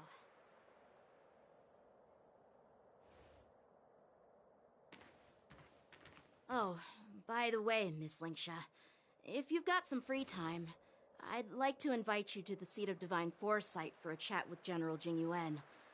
I think there's more to those personal grudges you mentioned earlier.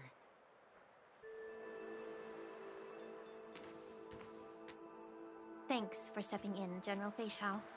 Otherwise, I'd have had to knock them out with my incense. Not at all. Just doing what you asked. How about we call it even as payment for the healer lady's consultation? Sorry, but even a general needs to pay their bills. We don't do credit here.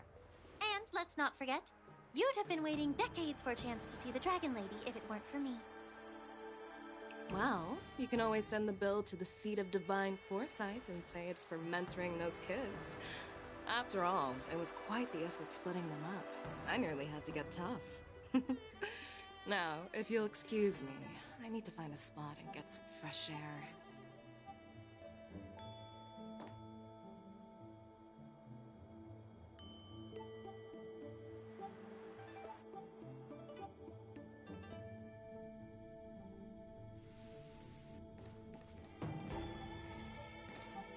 Back already? You've met with Jing Yuan and wandered around for a few hours. So, what do you think? It appears that the Divine Foresight is using this war dance as a show of strength to convince everyone that the Luofu is prospering after the Ambrosial Arbor crisis. But... I know you're going to say but, right? But the influx of people attending the war dance is like a breeding ground for disorder and rumors. One wrong move, and the Luofu could be in a world of chaos. The Cloud Knights on the streets remain vigilant, so at the very least, General Jingyuan is aware of this. As for other matters, I'm unable to say. I'd prefer to be excused from future meetings with generals. I'm just a military healer. And now all of a sudden I'm thrust onto the center stage having cordial chats with two generals?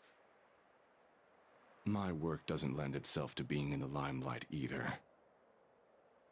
Just stop whining. At least you're in one piece, right? Before getting in touch with General Jing Yuan, I wanted to put aside my assumptions and see his momentum. That includes the overall bearing of the Cloud Knights on the street, what people are saying, and how those close to him behave.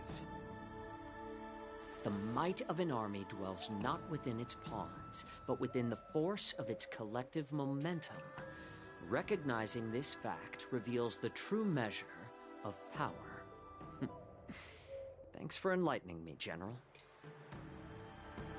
A perfectly clear statement turned confusing thanks to your translation.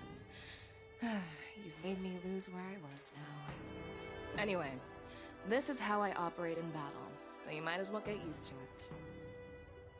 Are you treating General Jingyuan as your enemy? The longest-serving general of the Xianzhou Luofu. Do you think he'd have only a few enemies? By the way, General, you met the healer lady, yes? Could you show me the medicine she prescribed you? Well, the healer lady couldn't do anything about my condition. She just told me to enjoy some tasty food.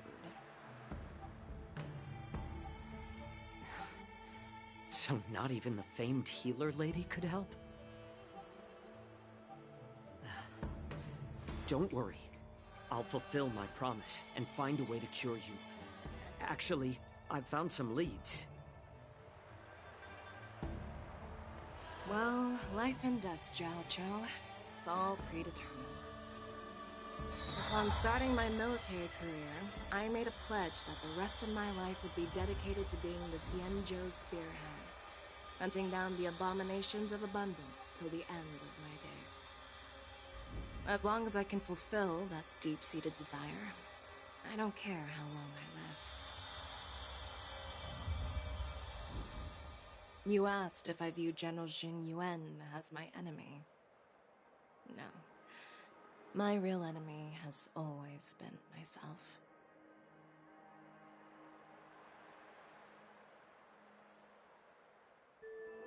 Enjoy some tasty food. So, what's for dinner tonight? Jeez.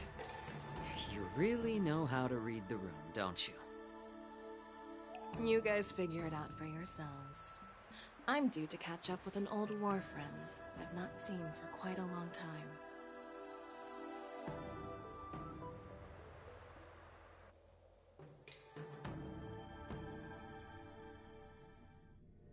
Hey! Was that the Yaoqing general who just dropped in out of nowhere? Oh, she's so awesome! I mean, when Yun Li swung that massive sword, she just casually blocked her attack with ease. Mine too. Yeah. But to go up against Yun Li is quite impressive, you know? That aura of heroism and grace. It almost makes me want to learn Xianzhou swordplay. You think so too, right?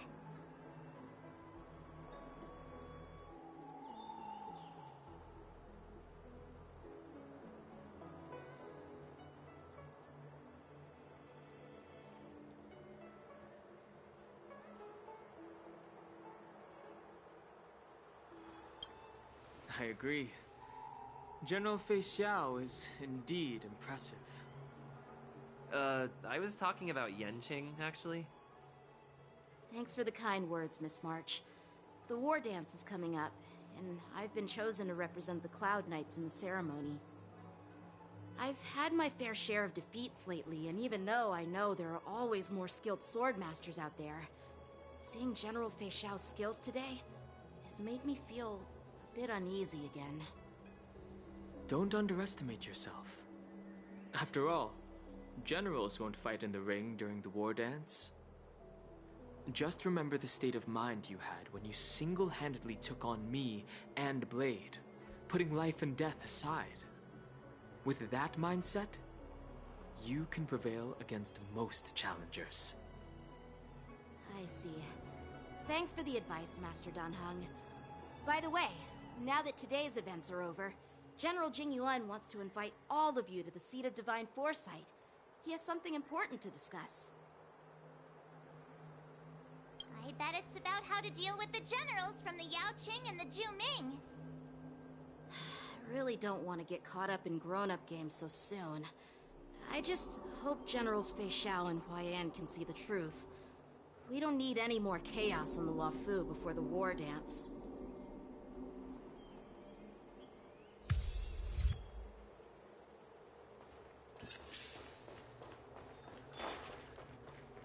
Need your extractor cleaned or your star skip, sir? I don't believe it.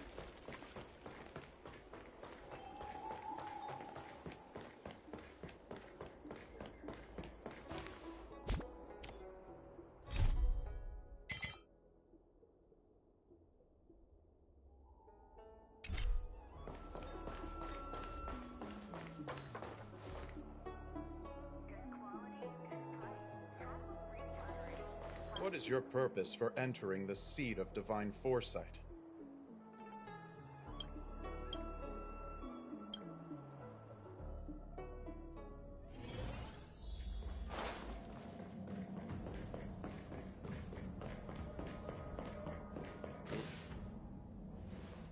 Earlier at the Palace of Astral, I introduced these guests from the Astral Express to you, Elder White. But with all the people around, we only exchanged pleasantries. Now, I'd like to officially introduce them to you. These three braved great dangers, accompanying me to perilous places, defeating the chief culprit Vantilia, and uncovering the conspiracies of the disciples of Sanctus Medicus. If you wish to know more, please, feel free to ask us. Well, I skimmed through the reports about the Arbor's rebirth from the Master Diviner Hu Xuan. She's been summoned to the Yu Chui for questioning. There are a lot of doubts within the Alliance about this whole situation. But despite all that, I believe in you. Since you joined the ranks, you have repeatedly achieved remarkable feats. After the High Cloud Quintet each went their separate ways, despite the many criticisms within the Alliance, the Marshal still stood firm against the dissenting voices and entrusted the Lawfu to you. Over the years, you've served the Alliance with loyalty and wisdom. You've taken down abominations in Thalassa, rescued the Xianzhou Yu Chui from a siege, and destroyed the demonic planet summoned by the denizens of abundance. I still remember those battles vividly. There are fools who doubt your loyalty. They're happy to see the divine foresight fail because it gives them some kind of sick satisfaction. They haven't achieved anything of their own, so they feed off the failures of others. But I've seen enough failures in my time, and I want to believe that your loyalty has never wavered. So, General Fei Xiao of the Yaoqing is the only one investigating the Ambrosial Arbor crisis on behalf of the Alliance? No. I am too. This old man's words always catch me off guard. The Marshal ordered me to come to the Xianzhou Lawfu, but the document only says, attend the war dance and listen to Fei Xiao's questioning.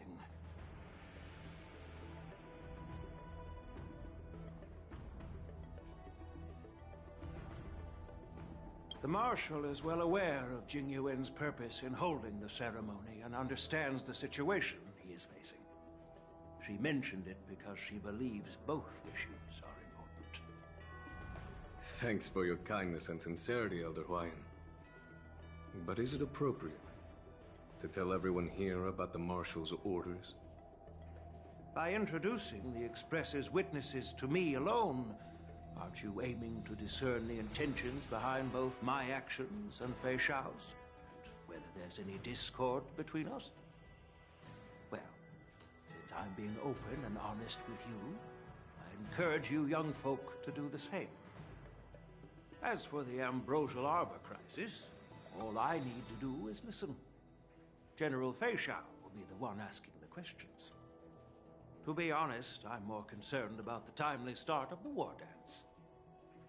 Oh, by the way, I've prepared a gift for the war dance.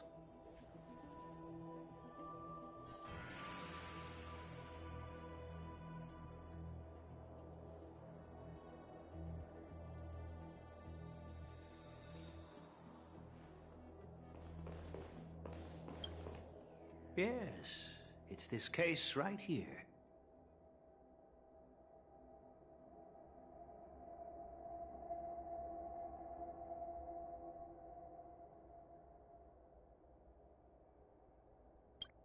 There will be numerous contests and celebrations during the war dance, and the main event will be the Ringmaster's Challenge. The host will dispatch a skilled warrior to take on challengers from all over the cosmos, showcasing the excellent martial arts of the Xianzhou Lawfu.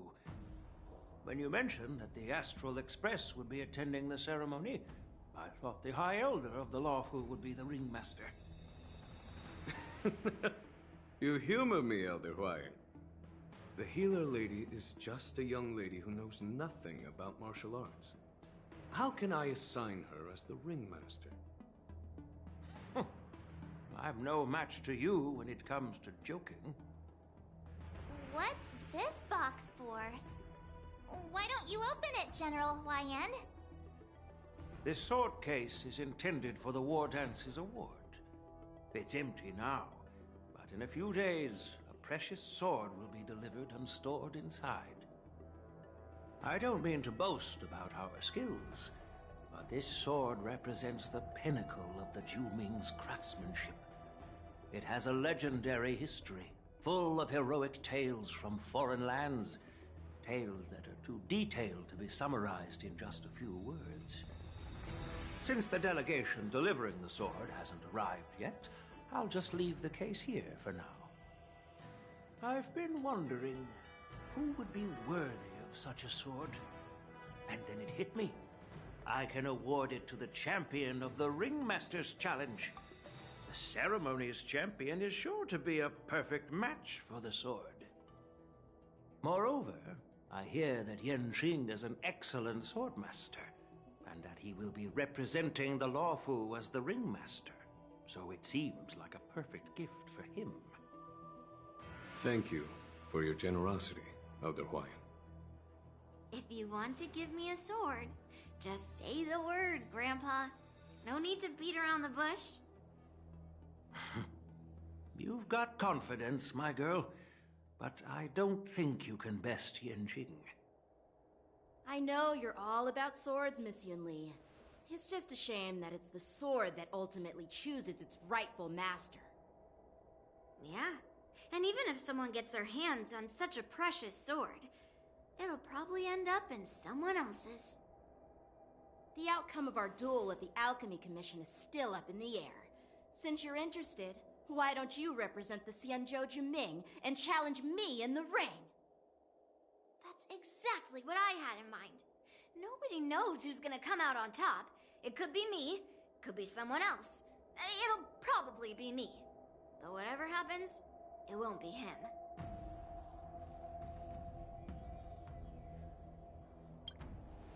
Not to be rude or anything, we've been watching their drama. I'm dying to find out who beats who.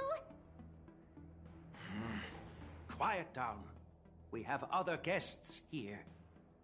I've prepared this sword to add some excitement to the ceremony, not to have you two squabble. It's not a good look for the Alliance. While you both seem confident that you'll win, you need to remember there can only be one winner and one loser in the ring, which could lead to hard feelings. Actually, I have an idea. We don't know who the winner will be, and it might not be either of you. But if you're eyeing that prize, you'll need to work together. I want you to take on an apprentice who will take part in the war dance and win at least one match. How does that make sense? In my humble opinion, while a Cloud Knight is commendable by securing victories, it's even more so to pass on your skills and spread the way of swordplay. I'd be greatly pleased if this apprentice could represent the Express in the war dance by displaying their Cloud Knight flair and prowess. Well, Elder Huayan's idea is quite interesting. Imparting swordplay skills requires teamwork, and both the winner and the loser will learn a valuable lesson regardless of the outcome. The question is, whom should the two of them take as an apprentice? Huh? Who? Wait, me? I noticed just now that Miss March seemed quite interested in the outcome of your sword fight. So I thought, why not teach her the art of swordplay? Wait, are you serious, General? Why am I being dragged into this all of a sudden? I've never practiced swordplay before. I'm a total newbie. You really think I can learn it? Well, you'll probably realize I have no hope and give up on me. And that'd be so embarrassing.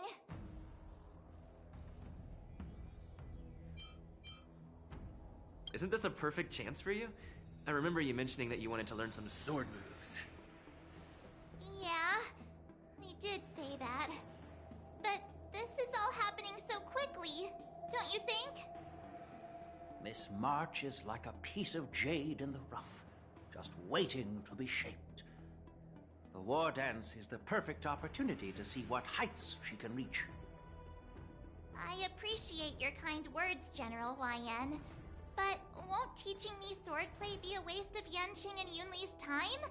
They should be preparing for the ceremony. Plus, I heard that each swordmaster has their own special moves. What if they let something slip while teaching me? If everyone knows each other's tactics, won't that make it hard to catch people off guard during the war dance? That's considerate of you, March 7th. But don't worry.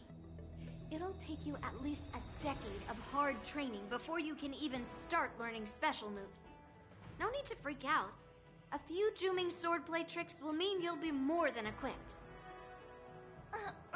Really? Looks like March's curiosity has been piqued.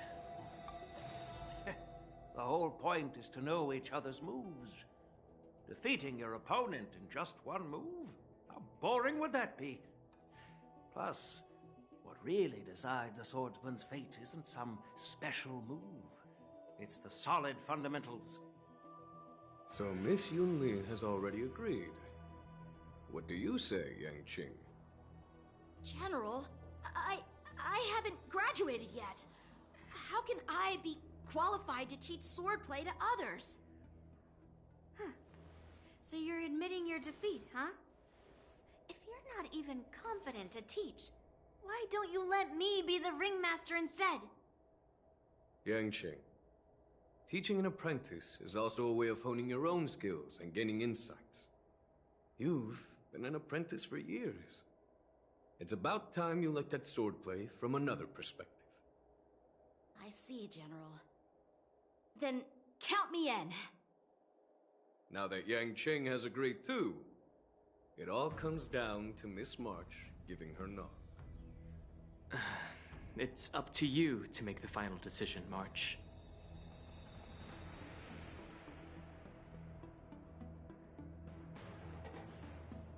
At least that way, I won't have to worry about you accidentally shooting me in the butt all the time. Hey, I've never missed my target. Then I'm on board. Thank you for your kindness, General YN. Great! Starting tomorrow, Yanqing and Yunli will teach you the basics of the Cloud Knight's swordplay. Yunli and I will head out and purchase some sword practice equipment for Miss March. Think of it as a little initiation gift. You're too kind. Wait, you're giving me a gift? Shouldn't it be the other way around?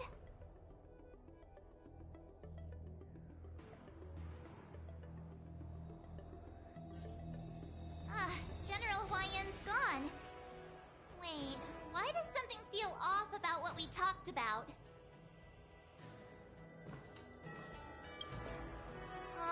I think we strayed off topic. How did things even get to this point?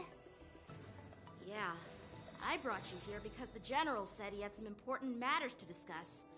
But how in the world did Yunli and I suddenly become Miss March's swordplay mentors? Because General Huayan wants us to stick around on the Luofu for some time.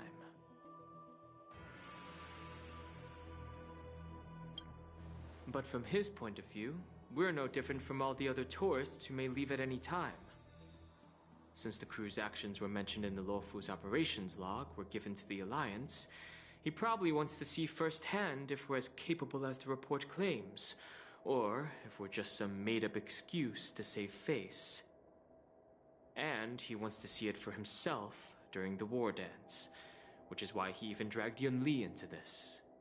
What began as a simple contest between two swordmasters has now evolved into you two collaborating to mentor March. Elder Huayan is still that tricky general who likes to give everyone a headache. My apologies. Truth be told, I invited all of you to the ceremony because I wished for you to act as my witnesses. I apologize for not disclosing this information earlier. In the coming weeks, I'll also invite all of you to a meeting with General Fei Xiao, where you may need to answer her questions and clear up any doubts she might have. So please, be prepared for the meeting.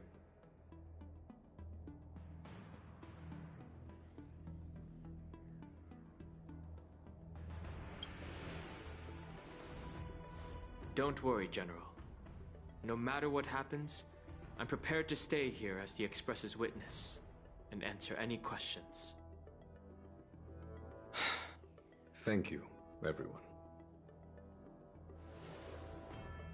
General, I know there isn't much I can do to share your burden, but... As the Luofu Ringmaster, I won't let anyone defeat me in the war dance. I know.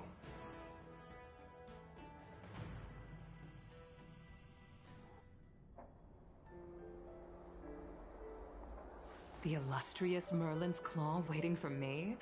And for so long, too? It's quite an honor. It's been a while, General Fei Xiao.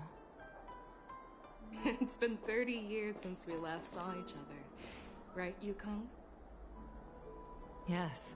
Back then, you were the vanguard of the Yao Qing's Verdant Knights, and I was a pilot of the Luofu's Rainbow Orbit Fleet. Who would have thought that upon meeting again, you'd be a general, and I'd have given up flying? Really does feel like a lifetime ago. Well, I wouldn't say I haven't seen you in 30 years. After all, your great victories are announced through the Yellow Bell resonance system every day. So I'm well aware of your great feats. How's your health holding up? Still stable, I suppose. Do you still remember the medic who saved me in battle? That healer with the odd name and peculiar temperament. What was his name again? Was it Pichu? Or Kachio? Jiao Cho.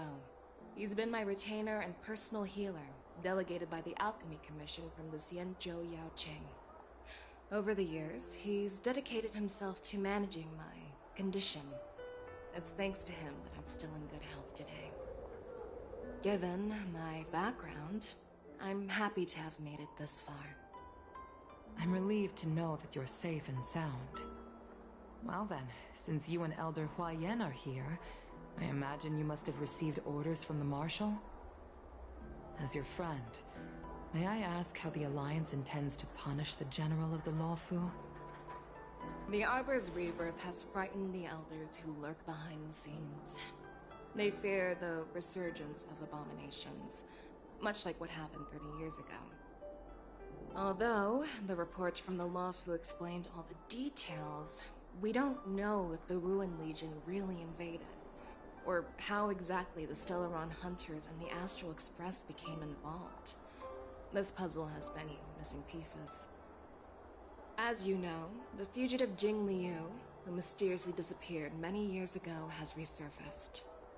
This time, she has brought along an Outworlder and a coffin, claiming to offer the Marshal a method to fight against the Eons.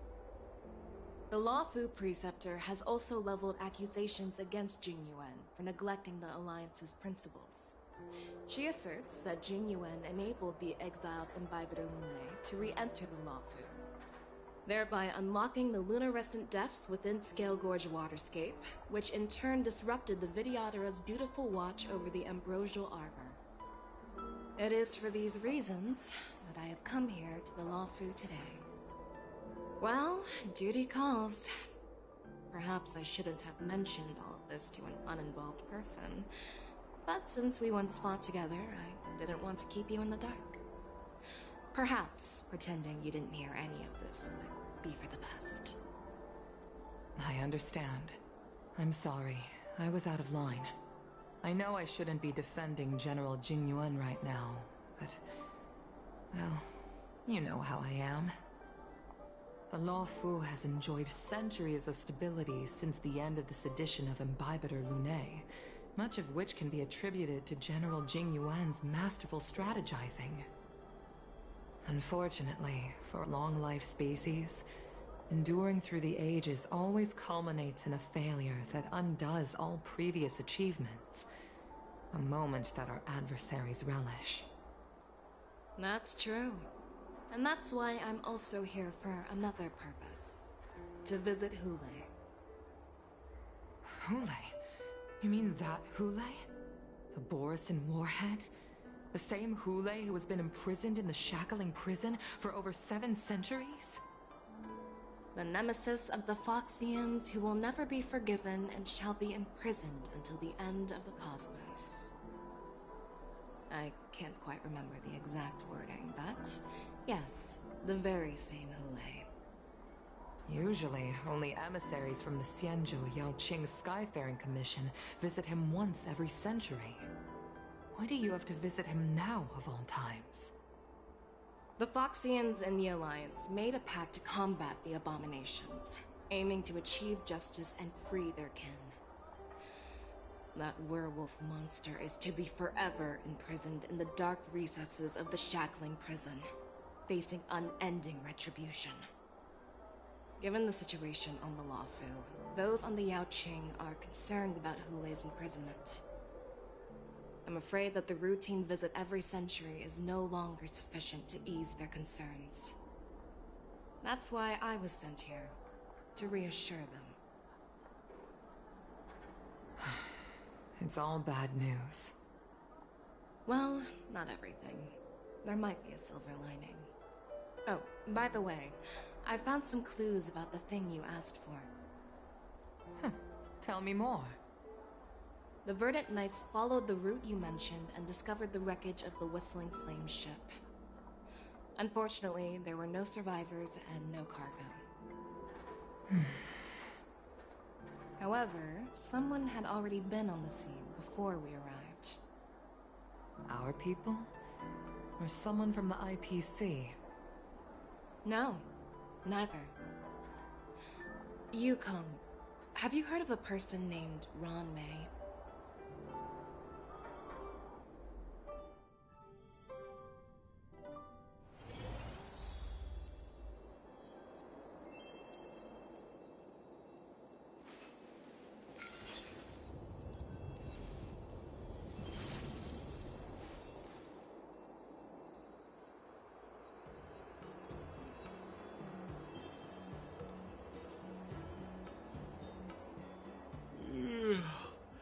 I'm still feeling sleepy.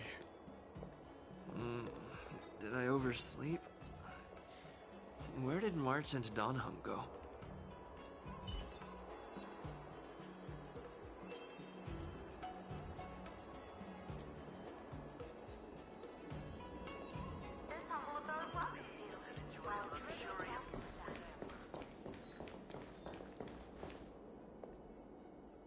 There you are.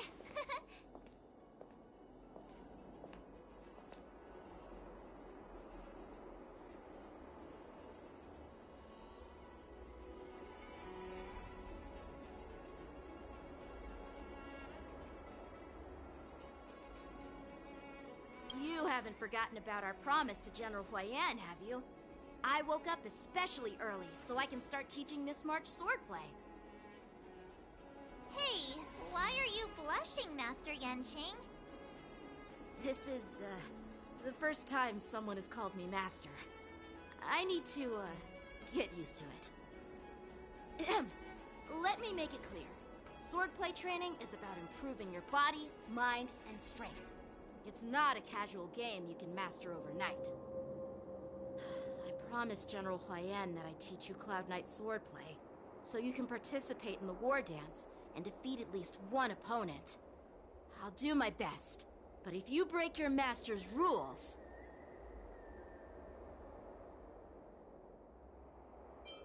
Fine. A promise is a promise. Since I promised to study hard, I'll do my best starting today. Great! That's the spirit. March is in your hands now, Yanqing. Don't be too easy on her. Donhung, do you even have a heart? Did you lose it somewhere? By the way, where's Yunli? I've found a quiet spot in the back garden of the Palace of Astrum for our first lesson together.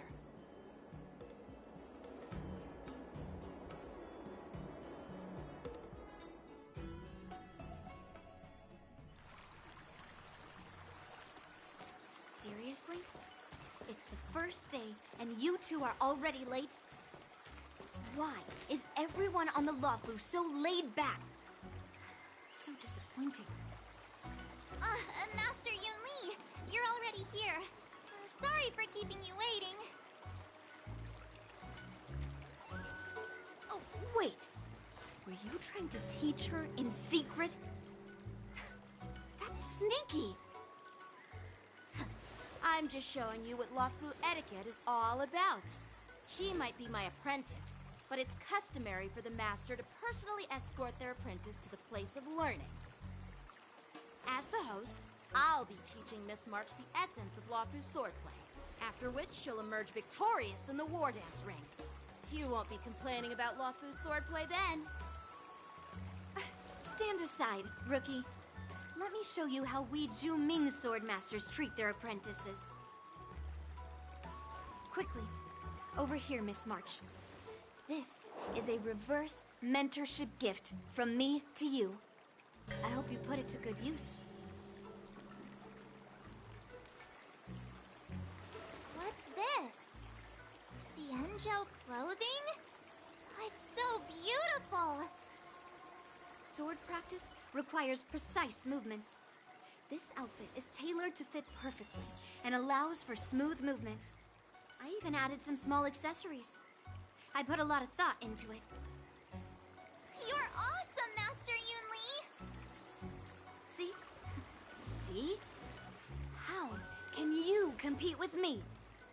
I'll teach March 7th the essence of Ju-Ming swordplay so she can win the contest with my sword skills. Actually, I've prepared something too. Huh? You have a gift for me too, Master Yanqing? Since you want to learn swordplay, Miss March, you'll need suitable weapons. So, I went out of my way to prepare a pair of swords overnight. Unfortunately, I didn't have time to ask the craftsman to customize the swords for you. But I did my best to choose ones that look nice and are suitable for a beginner. I hope you like them, Miss March. Thank you, Master Yanqing! Bet you didn't see that one coming, did you, Yun Li? The real competition is just getting started. I'm so lucky to have two great masters. But why does it feel like things are getting a bit weird?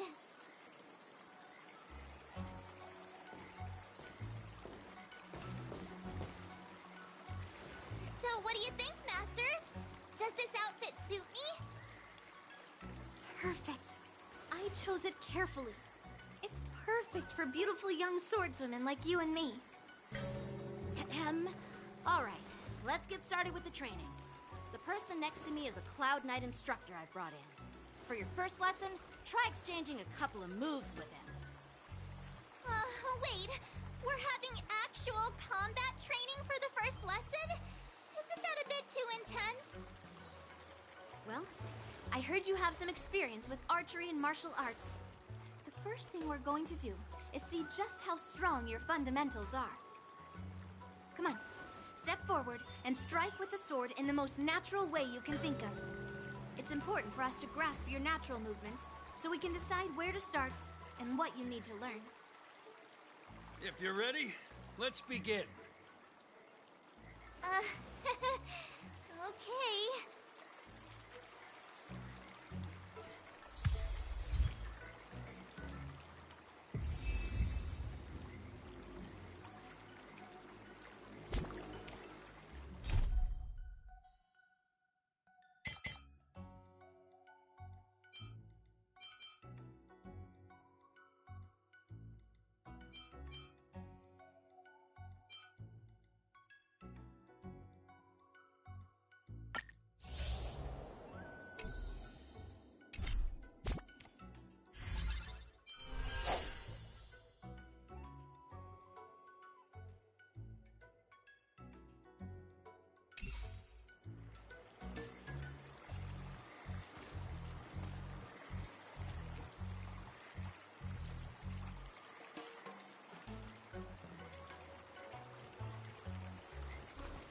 Okay, so I'm assuming that I didn't realize that this mission was like really ahead.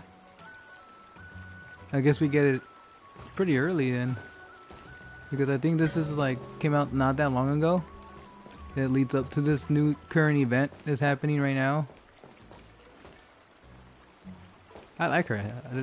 Like this outfit on her. It's really cute. So I'm assuming it's something we get from completing this mission, I think. Okay, so that's pretty cool. We'll keep going, I guess, for a little bit longer. Alright, let's get started with the training. The person next to me is a Cloud Knight instructor I've brought in. For your first lesson, try exchanging a couple of moves with him.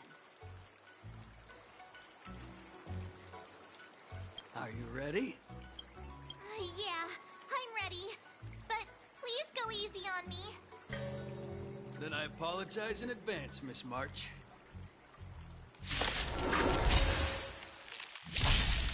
I could take 10 of you.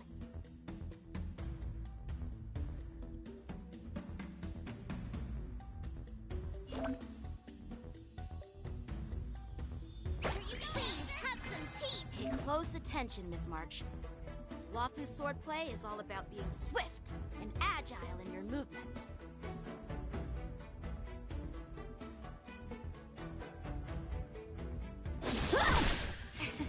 Ignore him. Strength is everything.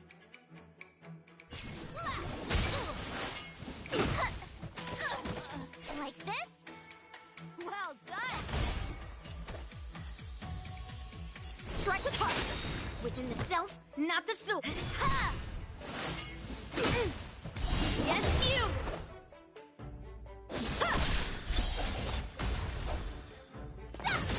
How many can you block? I'm starting to get the hang of it. Swordplay. Blade and swat. Oh, I get it. With a true heart and focused mind, here I come. Time to show you what I can really. Azure Dragon, White Tiger, less cards. Watch this! What are you mumbling about? Isn't this sword technique? Shouldn't I be saying something cool? Practice is over. Swords descend! Melt! Yeah! Strike with heart!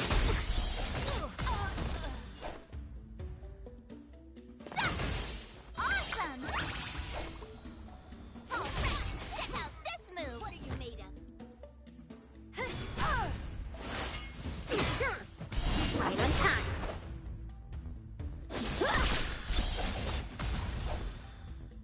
Yeah! Within the self, not the sword.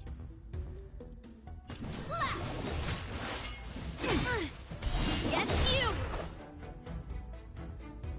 Time to show you Azure Dragon, White Tiger, less cards! Watch this!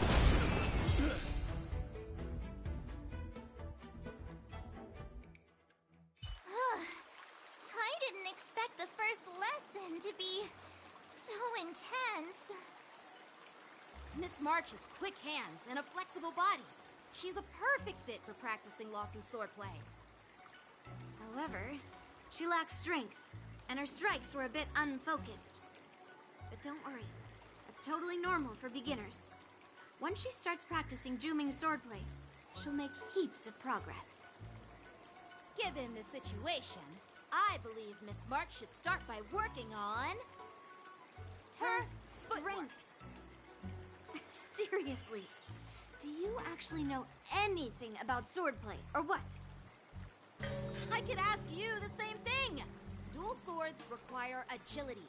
So what's more important than footwork? Instead of focusing on her strengths, we should address her weaknesses. The drawback of wielding two swords is not generating enough force. What good is being quick on your feet if you don't have strength? It's not like we're dancing here. Skilled sword masters know how to play to their strengths and work on their weaknesses. Start with what you're good at, then tackle your weaknesses. That's the right way to learn. You're quite the theorist, huh? Theorist? You claim to be able to talk to swords. So what does that make you? A lunatic? Hey, it's only my first lesson, and you're already arguing. Come on, calm down, masters. I'll have to improve both my footwork and strength anyway, so it doesn't matter which one comes first. But it does matter. Just listen to me, Mark 7th. Aww.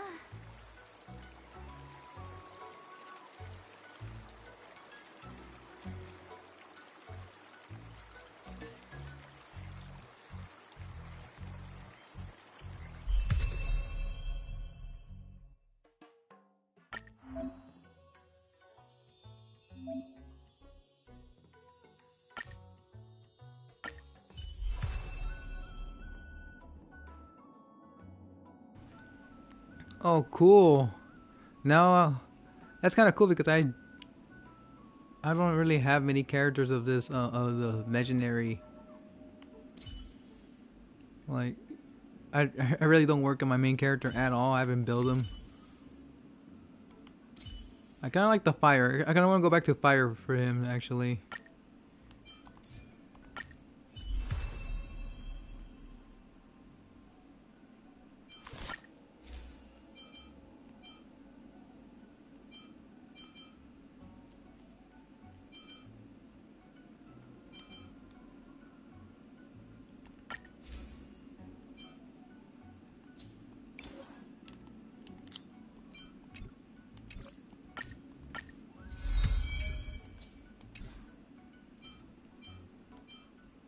I hate that it puts it in the bottom like that. It's kind of weird.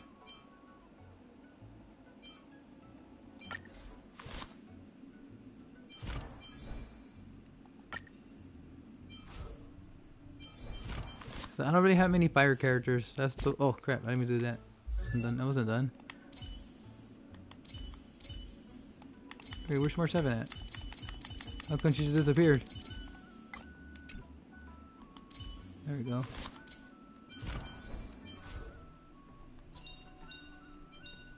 The value of choice lies in unwavering resolve.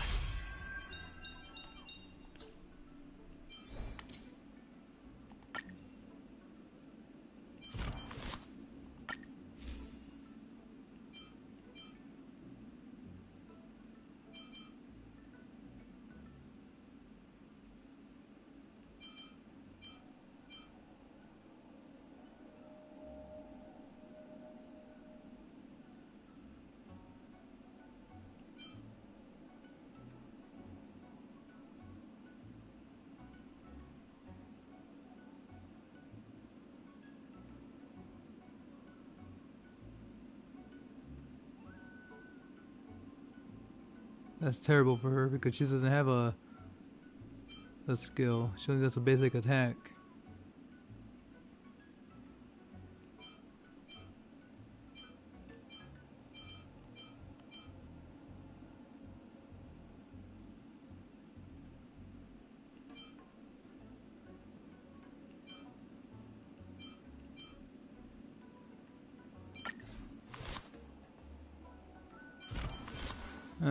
I guess for now.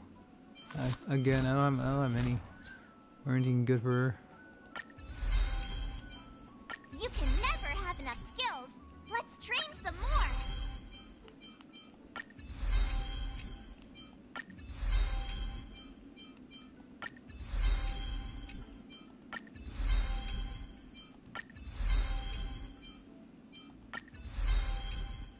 Level this up. All this. Get these trace up. I haven't seen that item before. That's new.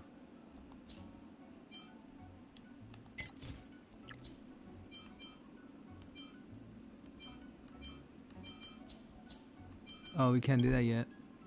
Hopefully we can get this complete with mission. Everything that rises about coverage. Okay, gotta get further into the story then.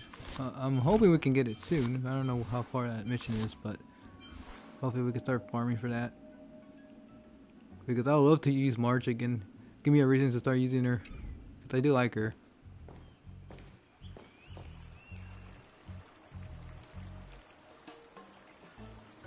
Dear Himeko, Mr. Yang, and Pom Pom, we're all good here on the Xianzhou Lafu, so no need to worry. By the way, how's your trip going? As for me, I've somehow become the apprentice to 2 Cloud Knight sword masters, and I've been honing my sword skills with their guidance. One of them is Yanqing, the boy we've all met before. The other is Yun Li, the granddaughter of General Hua Yan from the Xianzhou Juming. Both masters are super strict, giving me a real taste of how hard sword training can be. I tried to drag him into this, but he refused. Then I tried to rope Dan Heng in, but Master Yanqing wouldn't have it. Still, I didn't let the difficulty get to me. In just a few weeks, my sword skills have improved a lot. Both my masters think I have unique talents in swordplay, and are literally fighting each other to teach me their skills. Thanks to their guidance, I've actually made some progress. When I get back to the Express, I'll definitely show off my skills and impress you all. Looking forward to your reply. Yours, March 7th.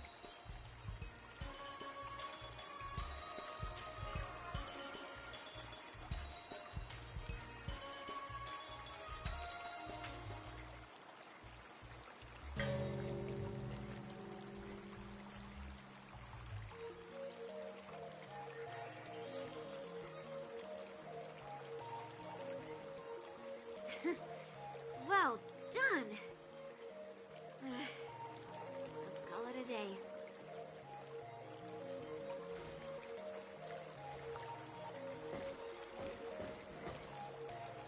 Miss March's sword skills are really coming along. She'll hold her own just fine in the war dance. Perhaps I might have a shot at beating both masters in the ring?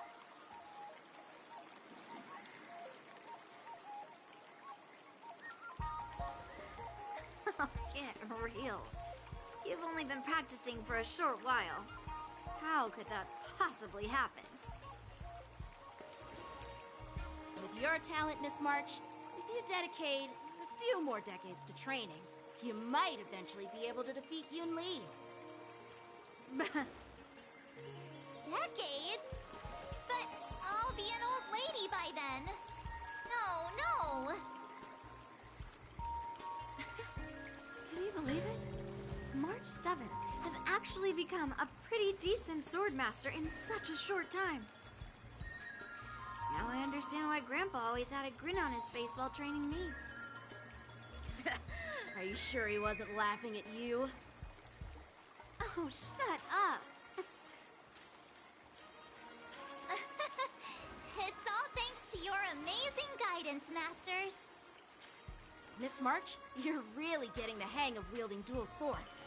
If you're keen on advancing, trying out different Xianzhou blades could improve your touch. Oh, let me see.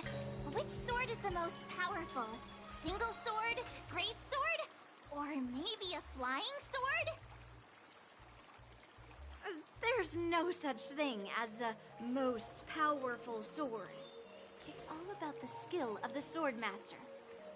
Yanqing wields several flying swords, while I only wield one. But remember how I kicked his butt at the Alchemy Commission? First, you didn't kick my butt. Second, you'll never kick my butt. Third, how about we settle this right now and see who kicks whose butt? Yeah, I'm up for that. And if I kick your butt, you'll drop out of the war dance. Deal?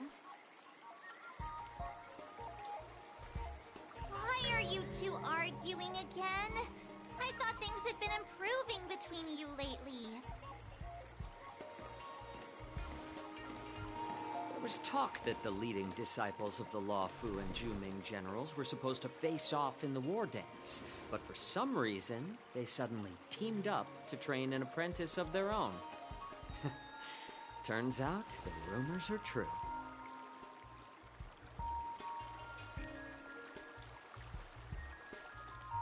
Tomorrow is the big day of the war dance. Shouldn't you two be focusing on honing your skills instead of teaching swordplay here? You're... Oh, that's right! You're the pink-haired fox from the Yaoqing! This is Mr. Jiaoqiu, the healer working for the general of the Xianzhou Yaoqing. Ah, got it.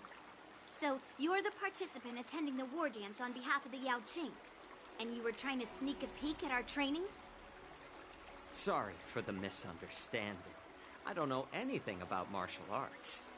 I'm just here on the General's orders to take care of some official business. I didn't mean to interrupt your training. I'll be on my way. If you knew nothing about martial arts, why were you smirking earlier? Well, my curiosity got the better of me, I suppose. When I heard Miss March's pondering about what to learn, I couldn't help but wander over.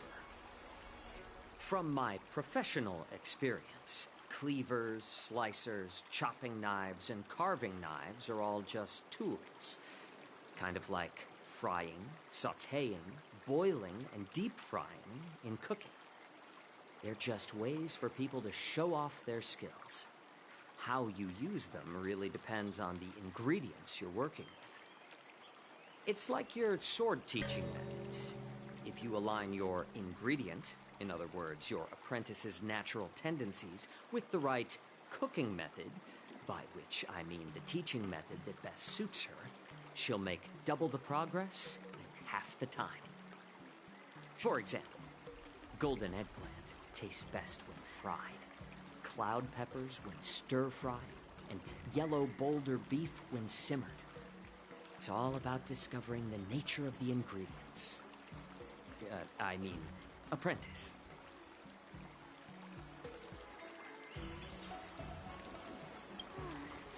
All this talk about food is making me hungry. Aren't you a healer?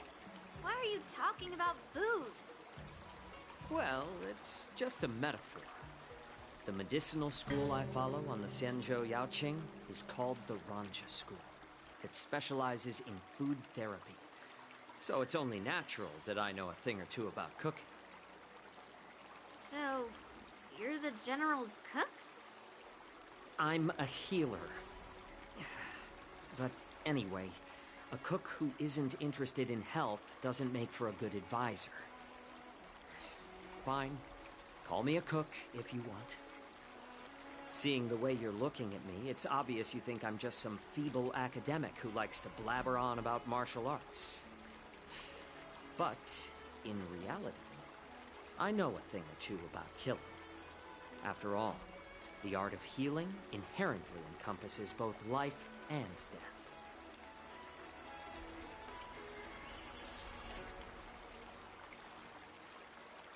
Why is this guy suddenly getting all serious with kids? Do you recognize this bottle of medicine in my hand? No. This is called tumble dust, an extract from an exotic flower named Yabra. Ugh, is it poison? Well, it depends on how it's used. With just one drop, it's able to numb a patient's body during surgery, making them painless throughout the entire process. However, increase the dose or the potency, and it'll slow the metabolism, making the blood thin and resulting in the loss of all senses. Even long-life species cannot escape its effects. This thing can save lives or take them. It's more powerful than the swords in your hands. That may be so, but still, I prefer settling things with a sword than, you know. Huh. Looks like I did get you all wrong. You're not a feeble scholar, but a sinister and despicable one. Hey, why the insults all of a sudden? I'm just sharing some medical knowledge here, not persuading you to poison anyone. Seems like you get real excited when talking about poison. I can't tell if that's an honorable thing or sinister. Picture this. 2 individuals. The one standing is full of malice. The other lying down is honorable and righteous. How can the one who's lying down label the one standing as sinister? In the throes of combat, where life and death hinge on a singular moment, every idea fades into nothingness. The only thing that matters is staying alive. Surviving the battlefield reshapes all notions of worth, be it integrity or treachery. In my eyes, their significance is negligible. Perhaps you've underestimated Yun Li and me, Mr. Jiaoqiu. We may be young, but we've seen our fair share of war. Well, then you should know that the war dance is nothing more than a contest. So why are you so...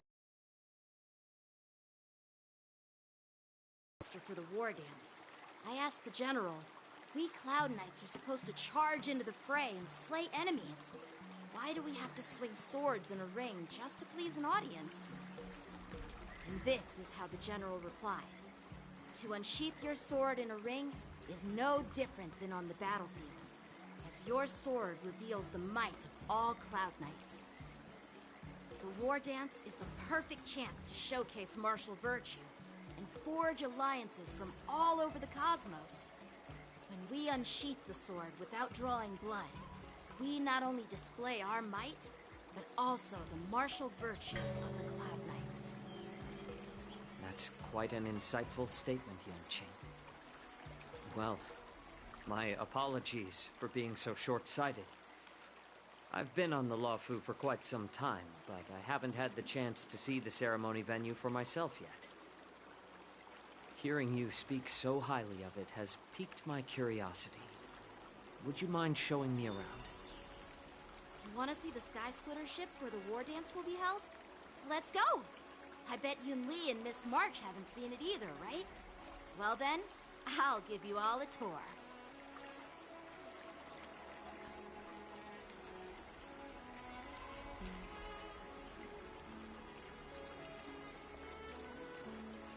Let's go.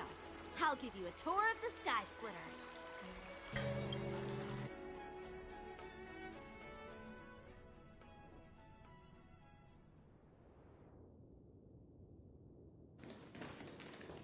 Looks like a lot of other visitors have also come to catch a glimpse of the Sky Splitter.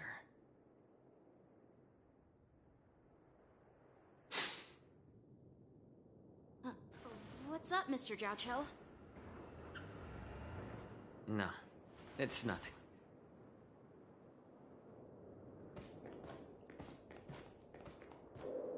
Do you see that airship in the distance? That's the Sky Splitter, the venue for the war dance ceremony. It doesn't look all that impressive from this distance. The Sky Splitter is actually a decommissioned Luofu military vessel. People aren't allowed on board until the war dance officially commences. Tomorrow, when the bell rings and the ceremonial cannons roar, I'll be there representing the Cloud Knights of the Xianzhou Luofu, standing in the ring, ready to take on challengers from all over the cosmos. Since I was a kid, I've been training in swordplay and the art of war under the general. Every day, I'd swing my sword 10,000 times, and then thrust it 10,000 times, repeating the process over and over. I understand that I'm not like other kids. I never envied the toys and freedom they all had. I never found sword practice boring or hard. Even in the thick of battle, facing down savage abominations, I never felt scared. Each day, I could feel myself getting stronger and stronger, and I racked up countless victories. It's the best feeling in the world. But then, I faced a really tough opponent, and just one slash shattered my confidence into 1,000 pieces. That's when I felt true fear for the first time. Maybe that's what Mr. Jiao Cho meant by life and death hinge on a singular moment. Every idea fades into nothingness. After that, I had to pick up the pieces and try to put myself back together. But no matter how hard I tried, I couldn't seem to find my old happy self again. I often ask myself, why do I wield my sword? If defeat is inevitable, why do I continue to fight? Is it to reclaim the joy of victory? To meet the General's expectations? Or to secure my honor among the Cloud Knights? While the General could teach me the art of swordplay, he couldn't teach me why I should keep on going. He said the reason must come from within myself. I've been struggling to find that reason. But after talking with you, Mr. Jiao Cho, I think I already have that reason in mind. As a member of the Cloud Knights and the General's apprentice, I've had a weight on my shoulders. And I know there's still more to shoulder. But when I wield my sword, it feels like I'm letting go of everything. I love the feeling of giving it my all, facing any obstacle in front of me, pressing forward. That's why I wield my sword. Oh, Yanqing. So young, yet so grown up. By the way, how old are you exactly? Age doesn't really matter. All sword masters will understand how I feel. I get it. Looks like all the kids on the Luofu live tough lives. So, how about you, Miss Yunli? It's not polite to ask a girl her age, no matter which Xianzhou ship you're on. I'm not asking your age. I'm asking if you have a dream like Yanqing has. You don't talk like a cook. You sound more like a TV host or something. Need I repeat myself again? I'm a healer. Well, I don't have a dream like Yanqing does. The only reason I'm participating in the Ringmaster's Challenge is because I made a promise to my grandfather that I'd win the precious sword he's contributed to the war dance. Sounds like that mind of yours is just filled with swords. I bet you've got nothing better on your mind. My father was a craftsman on the Xianzhou Juming. Because of his foolishness, many innocent people fell victim to the cursed swords he forged. Since I was a kid, it's been clear to me that not everyone deserves to have a weapon in their hands. Giving them a sword is no different than being cruel to the innocent. So, whenever I come across someone unworthy of a sword, I can't help but want to take it away from them. Given that Yanqing is the war dance ringmaster, I'm stepping up to challenge him. To ensure the precious sword doesn't fall into the hands of an unworthy master. Hey, what do you mean by an unworthy master? I see. It's not easy for kids on the Juming either. Well, it's better to have a reason for wielding a sword than to be lost and confused. I've saved countless Cloud Knights in my life, and there are plenty of exceptional warriors just like the two of you. What happened, Mr. Zhao Cho? Oh, nothing.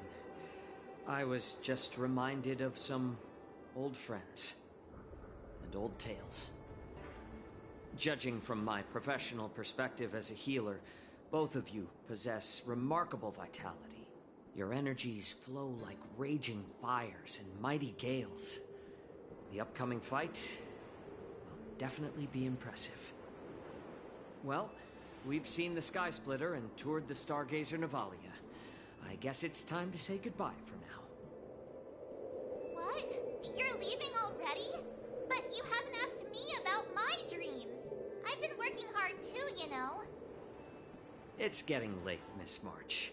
Unlike you lot, I'm a grown-up bound by responsibilities and duties. The tasks entrusted to me by the General won't complete themselves. By the way, Yanqing, is it normal to have so many people wandering around in an automated area like the Stargazer Navalia? Actually, this is a restricted area. But since you're all guests, I made an exception, so you could take a look around. I understand. Well, I'll take my leave.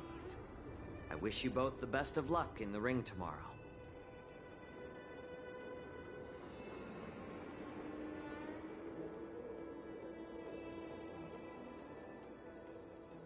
Seriously?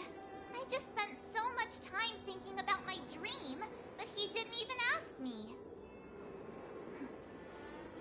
Now that we're done with our tour of the Sky Splitter, shall we continue with our training?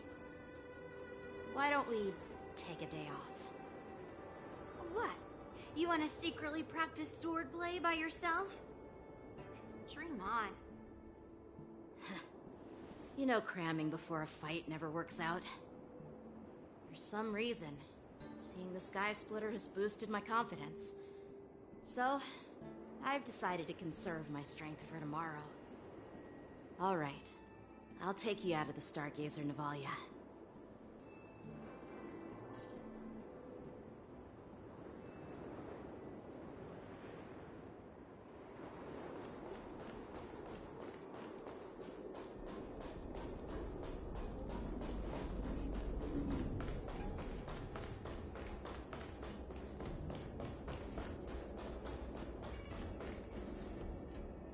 Just shut up, Red Fang. This is not a beast ship. I need some time to take care of things. You willingly donned the skin of a lowly beast to join this mission, dedicating yourself to our glorious cause. And now you're telling me you can't handle it? Do you realize how many ships we need? I'm doing my best, all right? It takes time to figure all this out.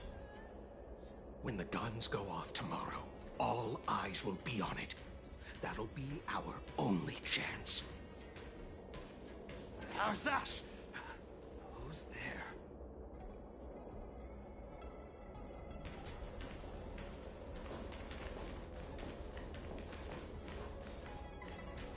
Who are you guys? An impromptu inspection. Why are there outsiders loitering in Stargazer Navalia? And a bunch of kids at that.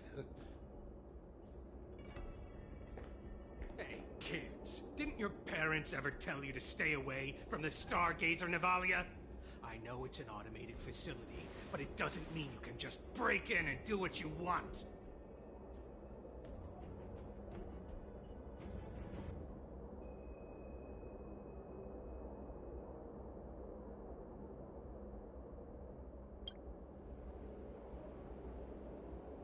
Sorry.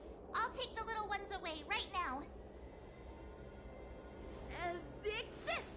Let's go! I want to play in Everhunt Plains!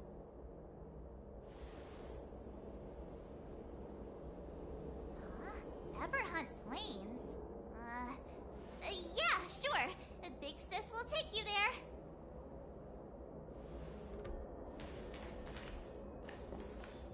Shuha! You should have let me. Shh, the The overhaul is done, and everything looks good. We should leave.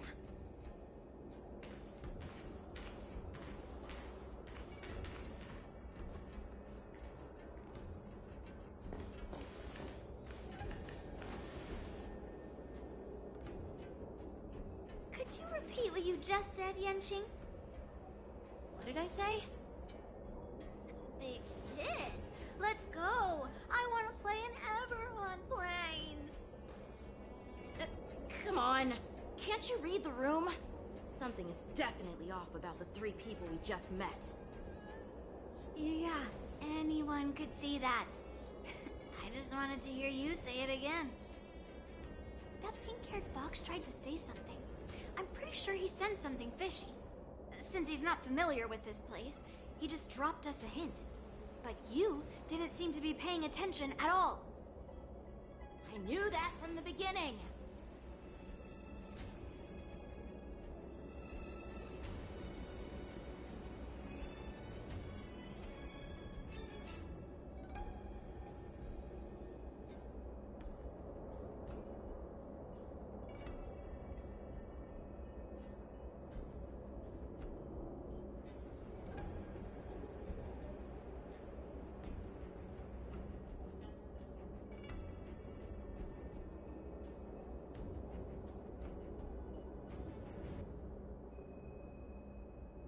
That Cloud Knight didn't recognize Master Yenching at all. That's really weird. What? Is he famous on the Lavu or something? Not even the Cloud Knights on the Juming, who all know my glorious name, might recognize my face. You have a point. A Cloud Knight, a member from the Skyfaring Commission, and a craftsman. They're from various departments, and the reason for the overhaul seems legit. But one of them blurted out some weird language just now. Did you hear that? I have a feeling that if we secretly tail them, we'll definitely catch these guys in the act. Follow my lead, and be careful not to blow our cover.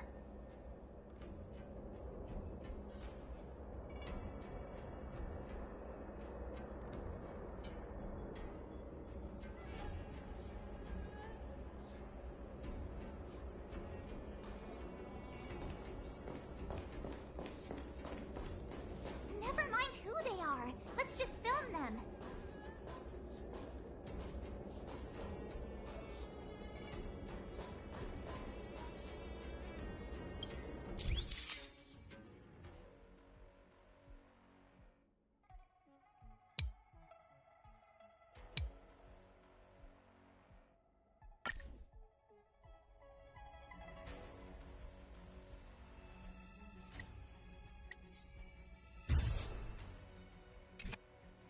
We should have just killed those lowly beasts.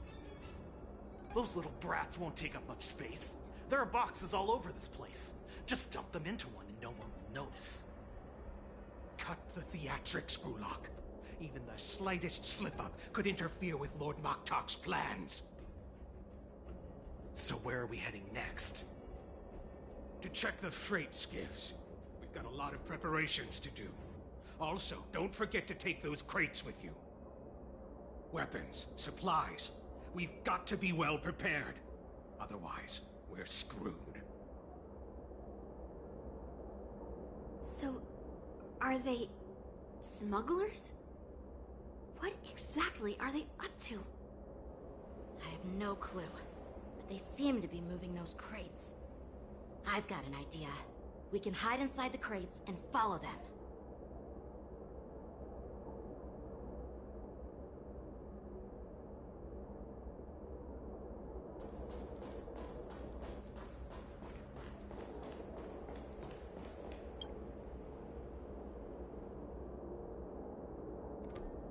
Ugh, so cramped in here. I can hardly breathe. Just hang in there.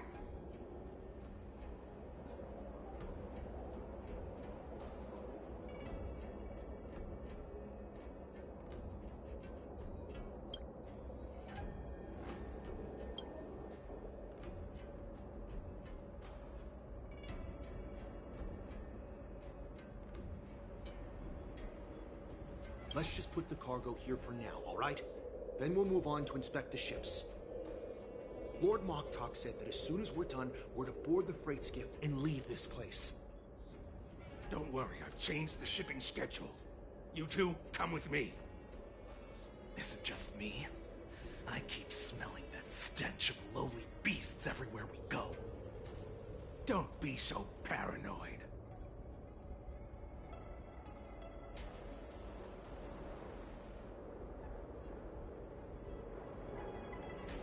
Looks like they're planning to escape on the skiffs in Stargazer Navalia. They keep talking about their plans, but where do they come from? And what do they want to do on the Xianzhou? They're definitely up to something bad. Wait, they disappeared! Let's catch up to them.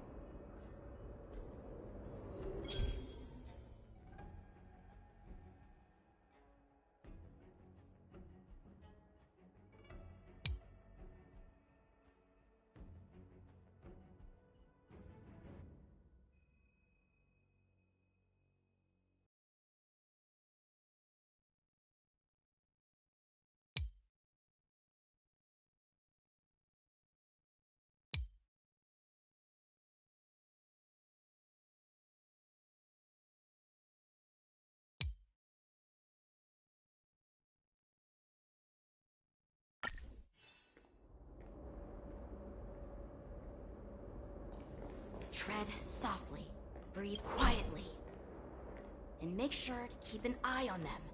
Hide out of sight as soon as there's any sign of activity.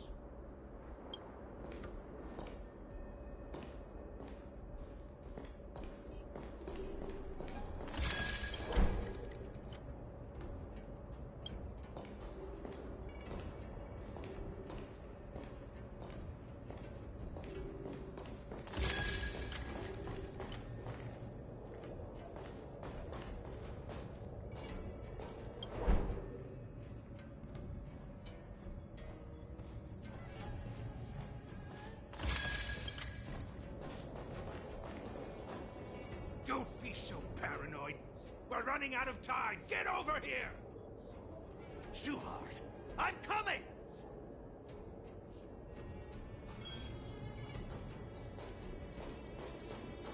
They're leaving.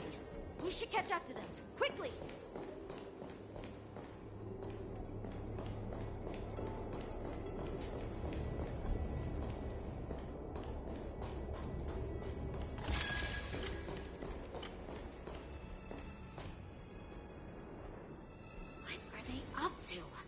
They're all wearing official uniforms, but I'm pretty sure they're not members of the Skyfaring Commission, the Artisanship Commission, or the Cloud Knights.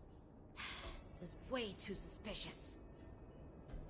Never mind who they are. Let's just film them. That way, if they do anything bad, we'll have solid evidence against them.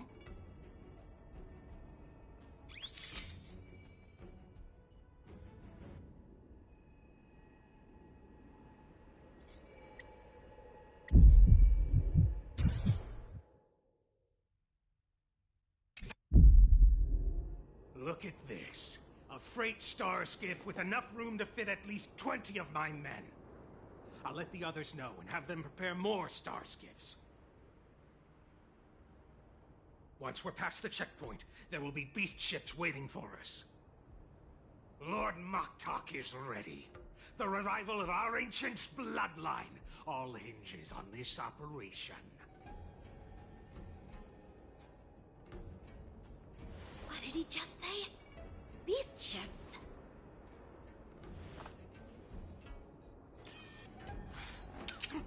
Who's there? It's those brats!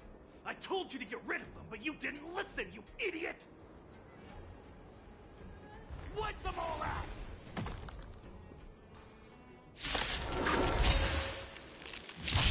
Orson? Lead us where you go. Anusa! Die, you lowly beast! A will forged in ice never falters! It'll heal. Attribution will find you. Ill tidings manifest.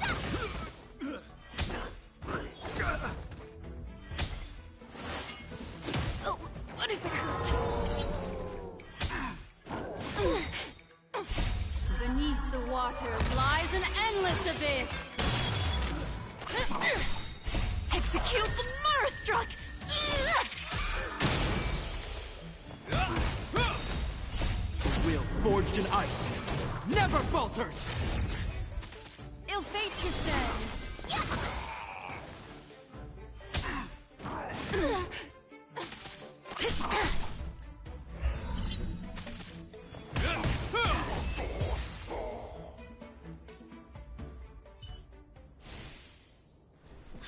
How is this possible?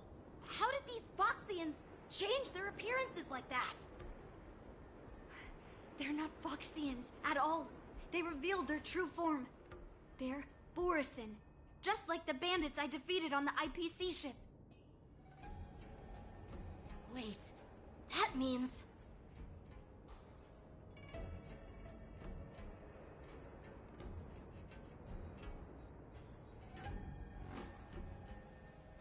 Well, how did the Borisin manage to infiltrate the Cienjo? It's not just a simple disguise of wearing our clothing and shaving their whiskers. They're somehow able to alter their appearance to be indistinguishable from Foxians. They even have official IDs for the Skyfaring Commission, the Artisanship Commission, and even the Cloud Knights?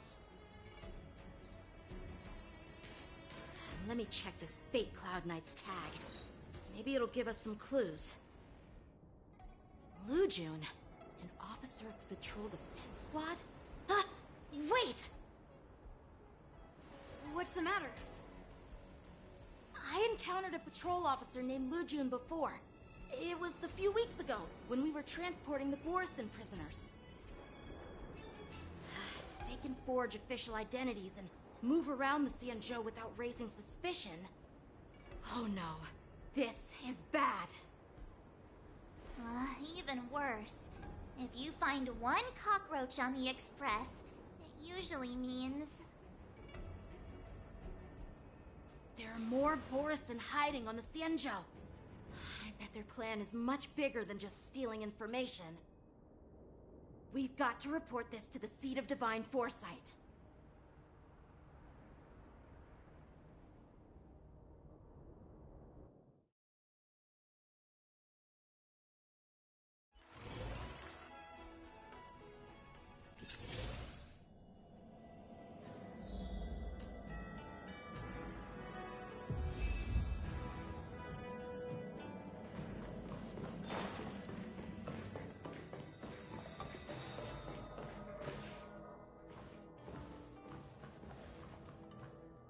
I am glad to finally meet you in person, guests from the Astral Express.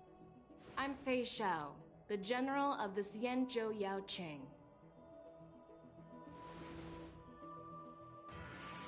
Let me introduce our guest to you. The one dressed in green. He's the reincarnation of Imbibitor Lune, and the person behind him is the newest member of the crew. I've heard a lot about you. Outside the reports from the Law Fu, the Skyfaring Commission of the Yaoqing has also gathered plenty of information about both of you. I've been eager to meet you face to face for reasons that I'm sure General Jing Yuan has explained, right?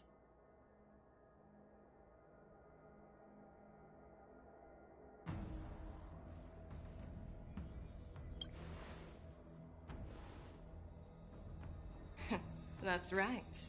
But don't worry, this isn't a trial. I just want to have a chat with you and get a better understanding of the facts. According to General Jing Yuan's report, the Ruin Legion is to blame for the Ambrosial Arbor crisis, and all Arbiter Generals should pay attention to the Ruin Author's movements. Over the years, the Destruction's minions have wreaked havoc on countless worlds, and the Alliance has been keeping an eye on them. But no one expected them to join hands with the remnants of the Abundance. The damage caused by the Ambrosial Arbor crisis was far less severe than expected, which is good news for us. However, it was quite different from the Ruin Legion's usual style of destroying life wherever they go. While I trust the bravery of the Divine Foresight and the Nameless, I'm curious about some details missing from the report. I'd like to take this chance to have an exchange with both of you. Let me be clear. The questions I'll ask might not reflect my actual thoughts. So please don't take offense if any of my questions seem a bit harsh. Please go ahead, General. But keep in mind, we can only answer based on what we know. And perhaps you already have the answers to your questions in your heart. You have a clever tongue. I like it. The Merlin's claw is quite articulate. Right now, her intentions are unknown, and Jing Yuan wants us to be honest. Maybe I'll just stick to the facts we know. Let's cut to the chase. Before the crisis struck, the Astral Express was guided here by a Stellaron hunter, a wanted felon, in an attempt to resolve the Stellaron crisis. However, everyone in the cosmos knows of the Stellaron hunter's reputation. So, why did you place so much trust in them? Could it be that some of you have a connection with them?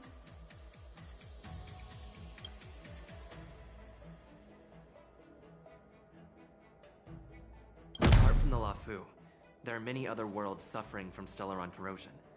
For example, Eurillo 6, the world that the Express stopped at before reaching the Lafu, was one of them. To the Express, Stellarons act as roadblocks on the Silver Rail and pose risks to the warping process. And that's why dealing with Stellaron issues is part of the duty of the Nameless. Ah, I've heard about those problems caused by Stellarons. The Express connects various worlds, so it makes sense for you to take care of this. The cosmos is a mess, and the Trailblazers are just doing their best to fix it. I understand. Let's move on to the next question. The reports suggest that Don Shu, the master of the disciples of Sanctus Medicus, colluded with the Lord Ravager and used the power of the Stellaron to resurrect the Ambrosial Arbor. But here's the thing. Don Shu was just a chief alchemist. Even if she colluded with our enemies and summoned the Stellaron, how did she manage to bypass the Videodora guards around the Ambrosial Arbor?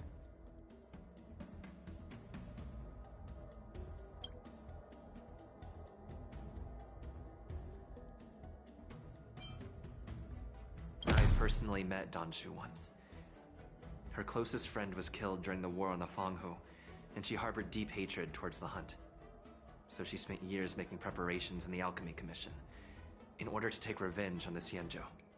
Revenge is also a form of the Hunt. However, that doesn't explain how she managed to bring the Stellaron into the Scale Gorge waterscape, which was guarded by the Videodora. Well, you should ask Don Shu herself for the answer. Unfortunately, Don Shu is dead, and even her corpse has crumbled into ash.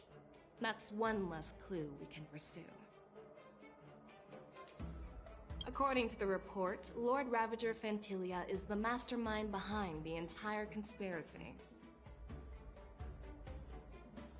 She disguised herself as an ambassador of the Skyfaring Commission and traveled with you, only to vanish without a trace later on. It seems too convenient to label her as a scapegoat.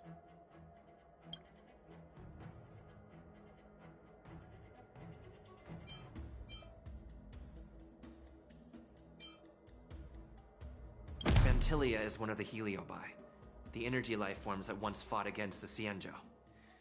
They're known for their unpredictable and elusive nature. Just as he said, when the Ambrosial Arbor resurrected, its roots broke through the creation furnace on the Lawfu, accidentally releasing the Heliobus fiend fire sealed inside. This can be used as circumstantial evidence.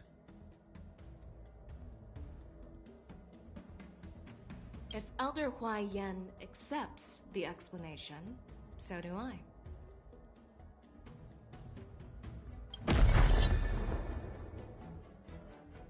Oh, it seems that your answers have addressed all my questions. Generals, I am finished with my questioning. So, What do you think, General Fei Shao? Have the doubts in the report been cleared up? The two Nameless have been honest in their answers. Even though there are some tricky details, my intuition tells me there is nothing wrong.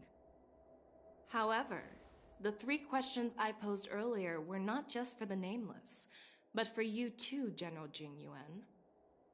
First, the disciples of Sanctus Medicus grew uninterrupted on the Law Fu, yet the 6 charioteers were not aware of it. That was a dereliction of duty. Second, you believed in the Stellaron Hunter's prophecy and entrusted outsiders to solve the crisis, even granting them access to the Plague Mark. That was a dereliction of responsibility. Third, you insist on holding the war dance right after the Ambrosial Arbor crisis, putting the Lawfu back in the spotlight. That is a dereliction of wisdom. Merlin's Claw. Is this your line of thinking, or the Ten Lords? From the moment I walked in, I made it clear that the questions I'd ask might not reflect my actual thoughts. The disciples of Sanctus Medicus were deeply rooted and had been plotting for a long time. I admit it was my negligence for not noticing it earlier. As for the Stellaron Hunter's prophecy, I didn't believe all of it, but in the end, the Law Fu did survive the Ambrosial Arbor crisis. So, I think it's safe to say that Elio's prophecy about the future holds some merit. And as for the war dance, do you think I'm unaware of the risks? However, risks can also be opportunities. The Law Fu has lain low for too long. I believe it's time to stir up the dregs hidden in the depths and wash them away once and for all. Just as I expected from our sophisticated divine foresight. You have a way with words. I like it. But, unfortunately, ever since the report was submitted, the Alliance has been filled with rumors and speculation. Even within the Lawfu, there are people accusing you of neglecting your duties, resulting in the Ambrosial Arbor's resurrection. So what are your thoughts on all of this, General Fei Shao? As a fellow Arbiter General, I fully understand the difficulties of this position. Personally, I think all these rumors are meaningless drivel. Across the sea of stars, the divine foresight knows better than anyone else what happened on the Lawfu and the meaning behind it. Just as what happened on the Xianzhou Yaoqing recently. You mean the Xianzhou Yaoqing is also...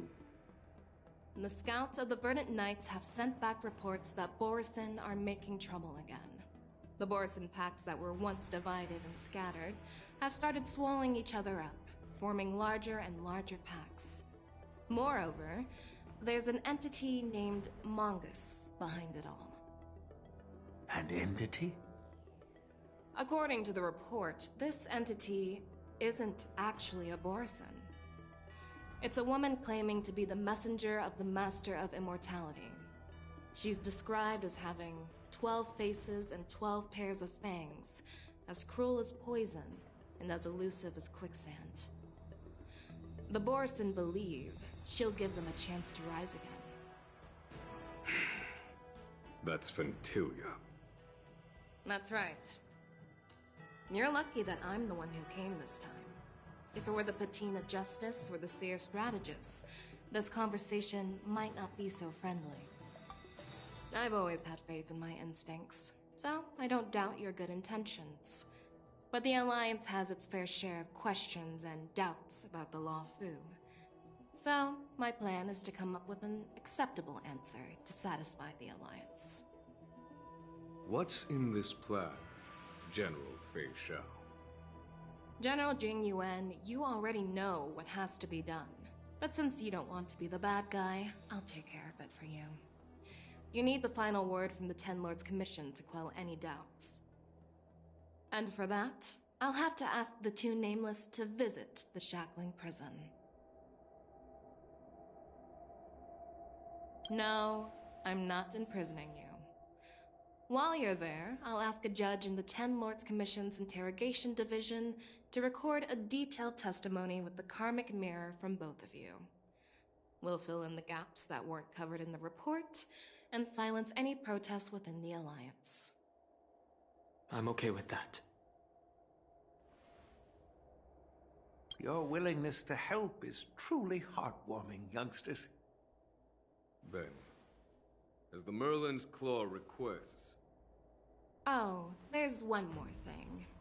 This testimony is for silencing the voices of opposition within the Alliance, but I would like to urge General Jing Yuan to listen to the pleas of the Foxians on the Xianzhou Yaoqing. So, you are here for Hule. Exactly. Hule is locked up in the Luofu's shackling prison. Since he is the broodlord of the Borisin, I want to transfer him onto the Xianzhou Yaoqing and imprison him there. The recent movements of the Borisin suggest they're planning something big, so we must act preemptively. It makes sense to have the Foxians keep an eye on their arch-nemesis. Since you trust my judgment, I'll repay that trust. What do you think about all this, General Huayan? I was worried this would turn into a heated argument, but it seems like both of you are on the same page, solving each other's problems. I couldn't have asked for a better outcome. And as for Hule, I'll send my Lieutenant Zhao Chou and Moza to check on his condition in prison and ready him for transport. If there are no more questions, shall we get this started?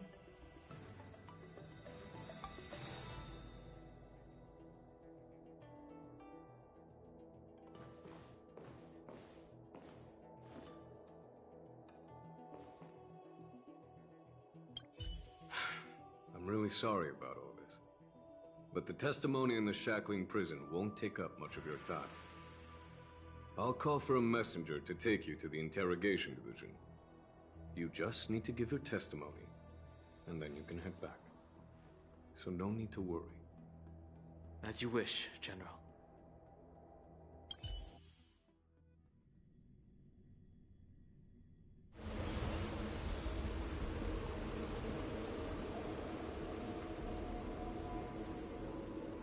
As General Jing Yuan requested, everything is prepared for your arrival, and I am here to receive you. The judges at the Interrogation Division also know your purpose in coming.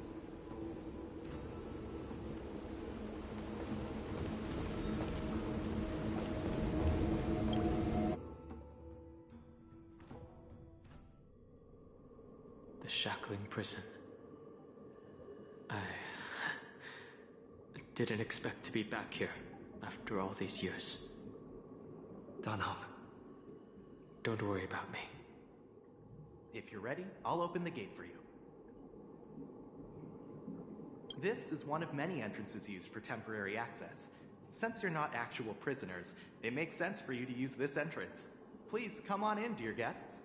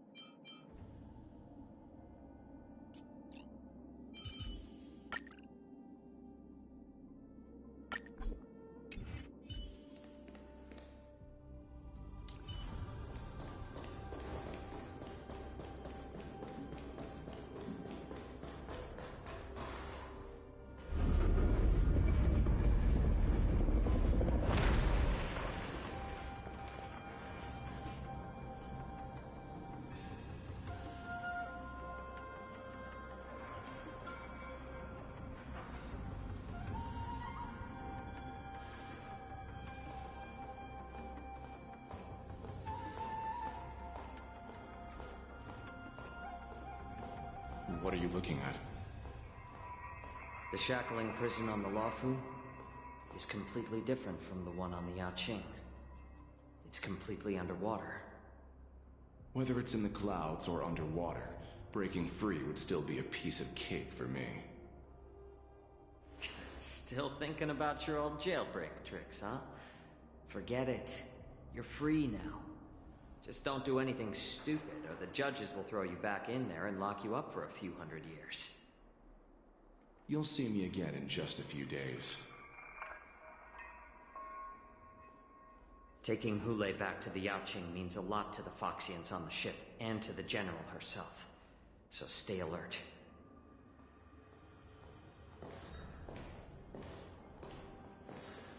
Guests, my name is Shui Yi, and I'm here on orders from the Incarceration Division of the Ten Lords Commission. We're Jiao Cho and Moza. General Fei Xiao sent us to extradite the Borisin criminal Hule to the Yaoqing.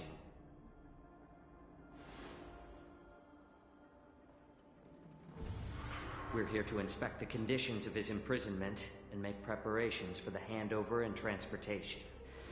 I assume you've been briefed, Your Honor. Your visit request has been approved. I'll be your guide for this trip. Prisoner Hule, the warhead and brood lord of the Borisin abominations of abundance and the arch-nemesis of the Foxians, is responsible for 2,123 wars of aggression and countless associated crimes. Due to his heinous acts, he has been imprisoned in the depths of the shackling prison and subjected to the punishment of the Forest of Swords until the end of time. He shall never be pardoned. No need to repeat his crimes and sentence, Your Honor. He is the greatest enemy of us Foxians. The stories of his atrocities are used to terrify our children. I'm well aware of every crime he's committed. Let's move on to the next step. When it comes to visiting criminals, there are rules in place to ensure your safety. I know you've heard legends about Hule since you were children, but your knowledge about him is likely very limited. Only the judges of the Ten Lords Commission truly know what kind of abomination is locked up at the bottom of the shackling prison. It has been centuries since Jing Liu, the former sword champion of the Luofu, captured Hule. And during all those years, we never provided him with any food. Yet he somehow managed to stay alive. It defies all the documented physical characteristics of the Borisin. The Forest of Swords, forged by the Punishment Division, is a device of intense torment, used to execute sinful abominations. Most Borisin die within 3 days in the forest, but Hule is different. Every time the blades pierce him, his body instantly heals. Despite the brutal punishment, he somehow manages to survive. The complex rules are there because of his abnormal characteristics. Do you understand now? I apologize for any offense caused. Please continue, Your Honor. I've given you the instructions regarding Hule's visitation. Please make sure you read them carefully.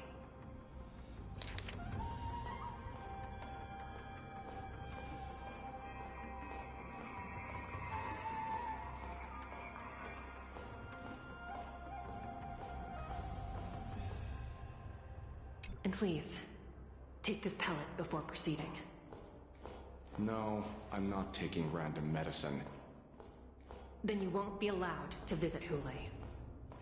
Just swallow it already. Hule is like all Borisin. He can release a pheromone called lupatoxin that induces fear. Thousands of years ago, we Foxians were enslaved by the Borisin. Not because we were naturally weaker, but because of their lupatoxin. This pill is for our own mental well-being. I understand. I knew you were a reasonable person. Now that we've taken the medicine, let's proceed.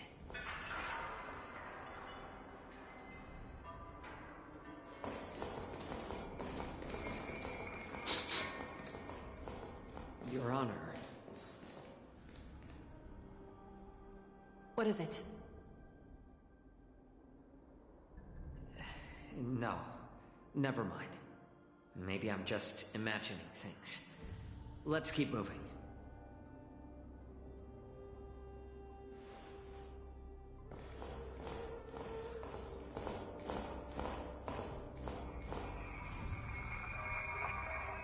Here we are. Her Honor hasn't arrived yet. Please wait a moment.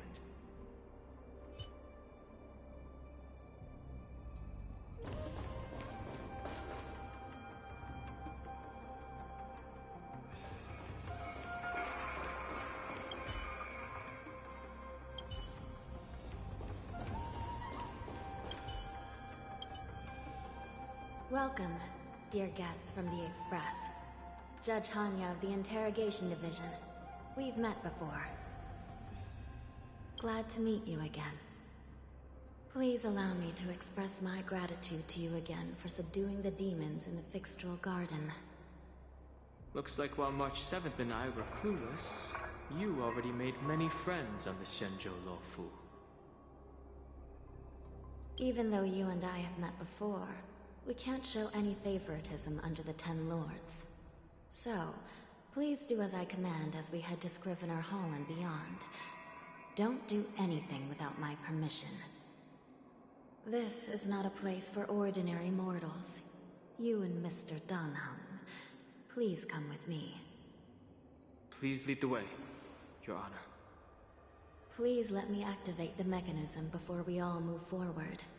And please, watch your steps.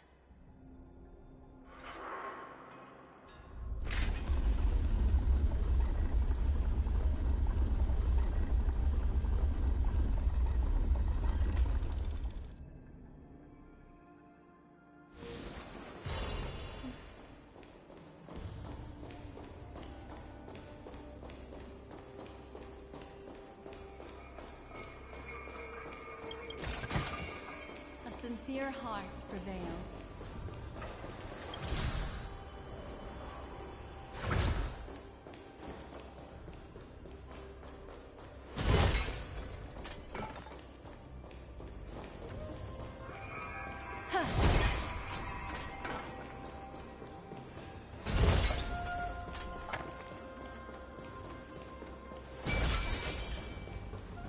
Yeah.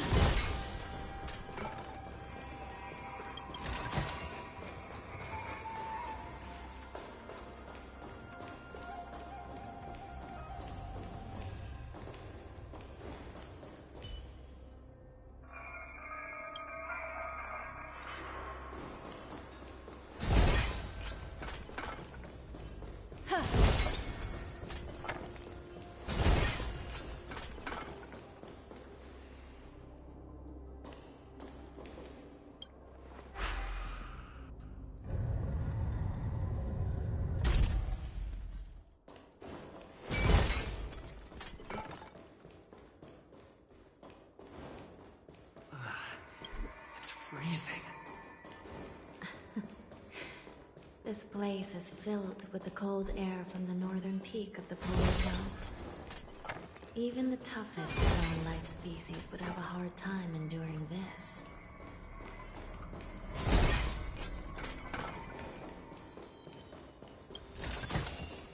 The turn of fate.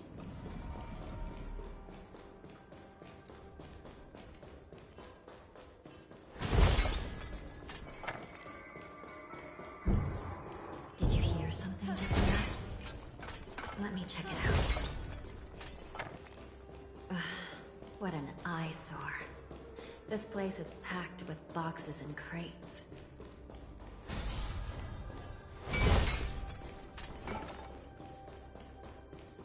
Yeah. Huh.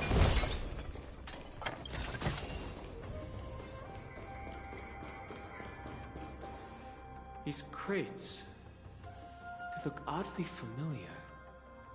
A few days ago, the Spiritfarers received reports about an IPC transport ship that was attacked by Borison. Then, a bunch of those abominations were dumped into this place. I had a feeling there would be trouble during the war dance, but Throwing both the pirates and the cargo in jail? That's a new one. I heard the Intelligentsia Guild crafted something dangerous. We have many records in the Hall of Karma about these wise ones. They love to tinker with forbidden technologies, always trying to push the limits of Ingenia. I caught a glimpse of the mechs in those crates, and they bear a striking resemblance to Borison. I wonder what they're planning this time. Well, business first. Let's keep moving.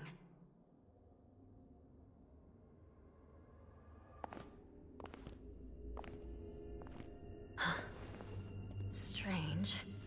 I don't remember checking the containment facilities a second time.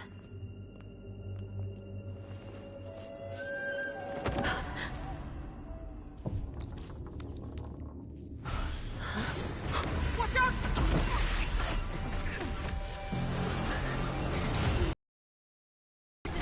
All wardens prepare for action! Emergency! All wardens prepare for action!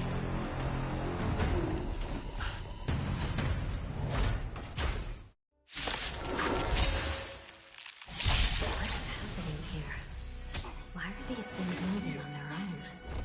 Something is wrong. The guards aren't responding. Will forged in ice never falters! Ill fate is said! Answer me! Nap time.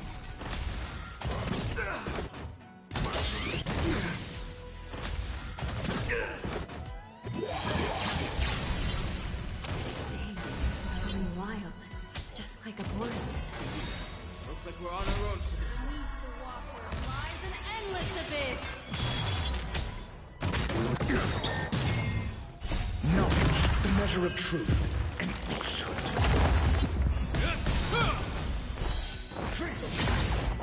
A will forged in ice never falters!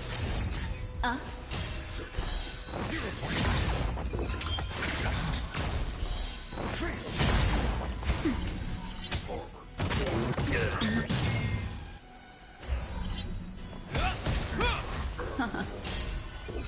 answer me. 0 points. Nap time. I'm okay. A will forged in ice never falters! Just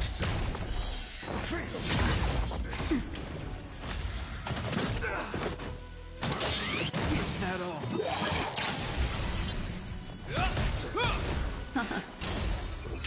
answer me. 0 points. Knowledge, the measure of truth, and falsehood.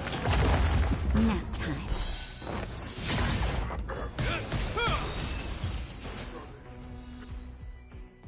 But how is this even possible? The Spiritfarers follow the protocols, cutting off power to the mechs and sealing the crates. How could these mechs still start moving? It's just like what happened in the Artisanship Commission before. These goods went haywire and attacked everyone in sight. The Alchemy Commission members examined them and found some unusual structures within. These things showing up in the Shackling prison can only mean one thing. A prison break. And whoever delivered these goods clearly wanted them to go through the Xianzhou's strict inspection process to show the Skyfaring Commission and Cloud Knights how dangerous they were. They wanted these mechs to end up right here, in the Shackling prison. If these things already started taking action while nobody was paying attention, then the whole prison is in trouble, I'm afraid. And to make things worse, another group of visitors just entered the depths of the Shackling prison, the messengers from the Xianzhou Yaoqing. And the prisoner they came to visit might be the target whom these wolf-shaped mechs were delivered here for. If that vicious beast manages to break free, it will be a catastrophe for the Xianzhou Luofu.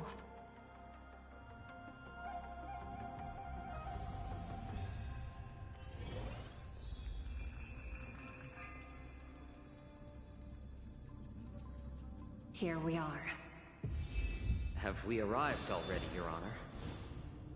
Shouldn't there be a cage here? The most notorious felons are locked away in the solitary delves, deep down in the prison. Those delves can't be opened without proper authorization. The blue bird paves the path, and I've given you the diagrams for lighting the lanterns. Please take a look.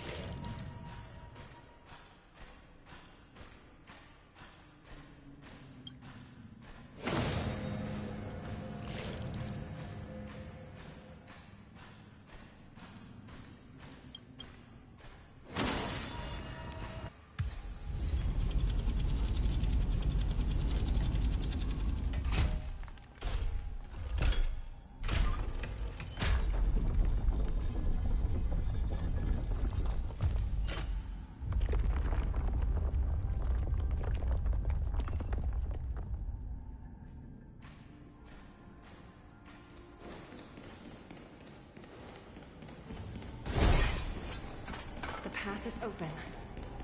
Once we descend to the bottom of the prison, please do not do anything reckless.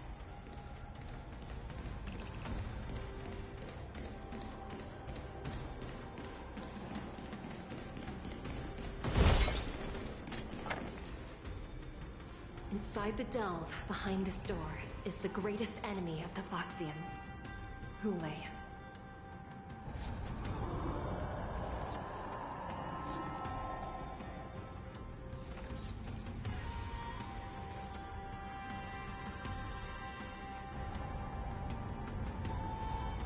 According to custom, envoys from the Yao Qing visit the Xianzhou La Fu once every century to check on this abomination's imprisonment and condition. Even though the Ten Lords Commission sentenced Hule to the Forest of Swords, suffering every day for the rest of his life, I understand that the Yao Qing messengers want to see him dead. Unfortunately, for the past 7 centuries, they've had to return disappointed, because this beast simply can't be killed. If we can use his toxin to create medicine and save an innocent life, it might help balance out some of the sins he's committed.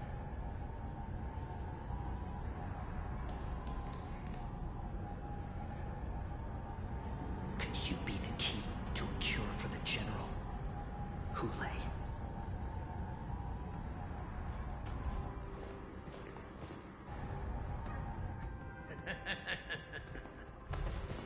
And once again, the envoys of the Yao Qing will leave disappointed. However, I won't say the same for me and my brothers. Who's there? I'm just a humble counselor of the Rhino Hound Pack. You can call me Mock Talk. Wardens, intruders on the lowest level. Send reinforcements. Nobody will hear you here. At the bottom of the shackling prison. Thank you for opening up the prison for us, Your Honor. We'll take it from here. No wonder I kept smelling that familiar stench. So it wasn't just my imagination. Do your thing, Morsa. We mustn't let these abominations get any closer! Detestable things. It's better to There are too many of them. Once we were inside the shackling prison, we found soldiers available for us everywhere. Attribute. Memories beneath the water lies an endless abyss. Destiny isn't chosen. Time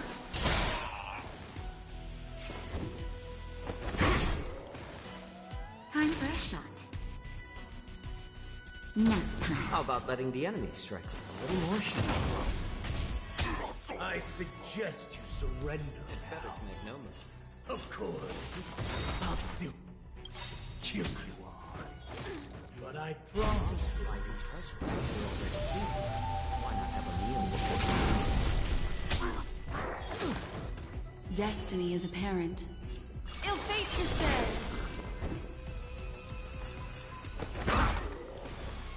Naughty child. How about letting the enemy strike first? A little more shot. How presumptuous! Die now! Leave if you can, Morsa. It's not time yet.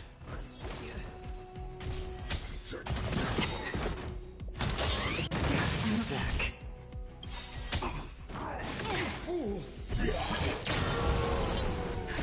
Just a little something. Think nothing.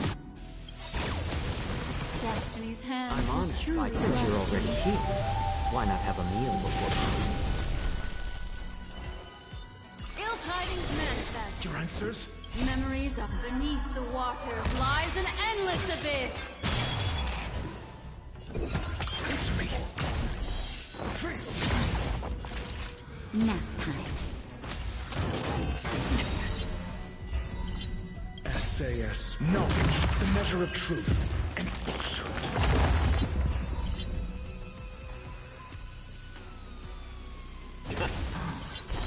0 points.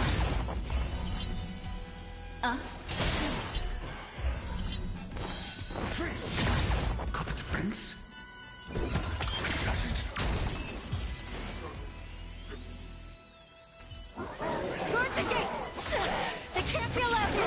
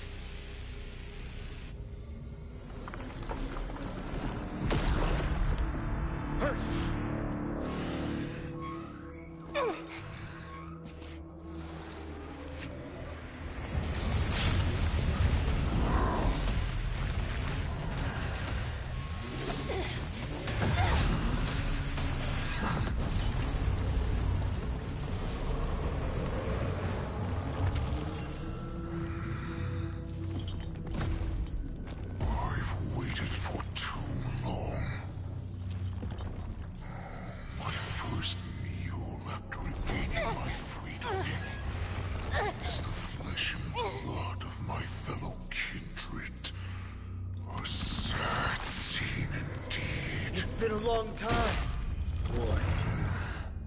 Welcome back.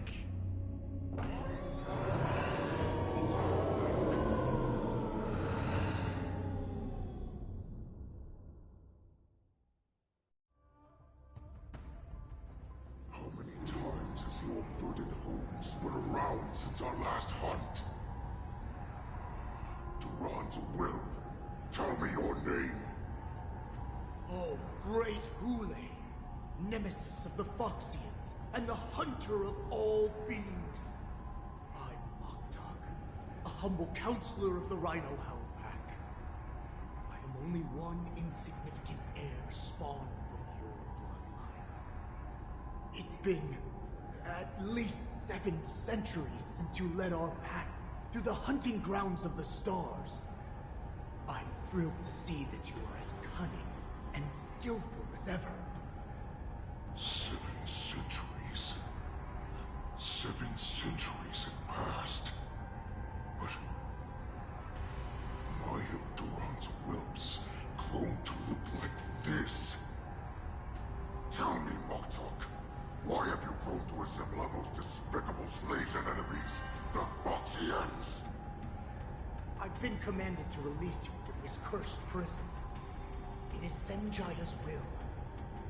That's why I had to take a magic pill, don the skin of a lowly beast, and play along with their hypocrisy. Since you have an escape plan, tell me, what's our next move to get off of this ridiculously large ship? My brothers and I will lock down this prison, trapping the prison guards inside. This will buy us some time. The rest of my crew, who are undercover like me, secure the vessels for our escape.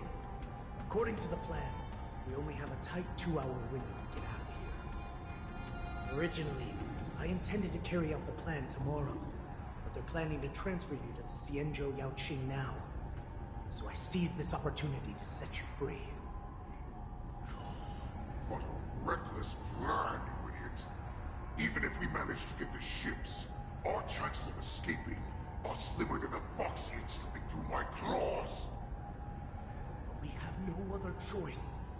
The angel serving under the Master of Immortality sent me with a message. Only your return will end the prolonged divisions among the Borisin. Every one of my crew is ready to lay down their lives if it means setting you free.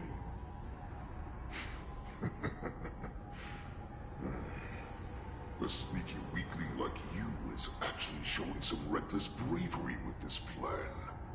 Fine. You'll get what you want. And all of Duran's whelps will too. Well then, my lord. We should leave now. Before we go, give me one of those magic pills. My lord, were you seriously want to don the skin of a lowly beast? That would be a disgrace to your greatness, my lord. You idiot. Greatness means nothing without freedom. Once I get out, I'll need a disguise that won't raise any suspicion. As you wish, my lord. Is that Foxian slave my meal? No, he's an envoy from the Xianzhou Yaoqing. I plead you to endure him a bit, my lord, as he's more valuable as a hostage. Take him, guys. Time to move out.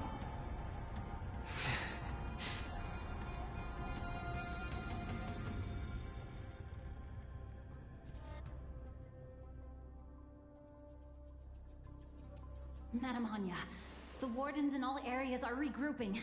Those Ingenium enemies are wandering around and causing heavy casualties. And to make things worse, those iron wolves broke open the cages and let the criminals out. We've called for backup, but it seems like all communication is jammed. Let's preserve our strength and first take down the isolated prisoners. By decree of the 10 Lords, all prison breakers and intruders shall be apprehended, dead or alive. Just a short time ago, the Nether Key mechanism was activated. It was probably Madame Shui and the Yaoqing messengers, heading to the bottom of the prison. Given the situation, I'm afraid that area is exactly where our enemies are targeting. We mustn't let that vile beast escape from its cage. We've gathered all the prison guards who can still fight, and we'll split up and secure each floor. Go! Those intruders are quite bold. They must have been planning this for quite a while. Indeed, but Borisin tend to favor direct and aggressive approaches. crafting careful and precise plans like this is simply not their style. Let's focus on the current situation right now. Please help me.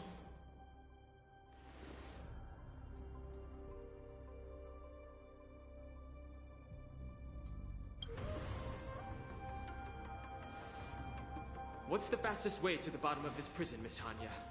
If we don't get there quickly, we'll soon be outnumbered by all the enemies inside. We'll have to bend the rules. Please, follow me. By decree of the Ten Lords, all prison breakers and intruders shall be apprehended, dead or alive. Yes, ma'am!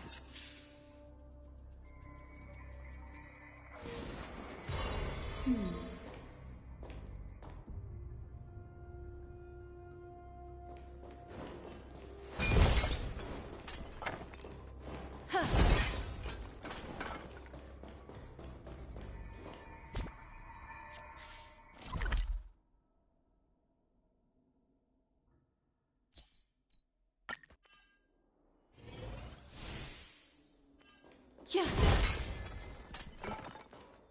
Huh.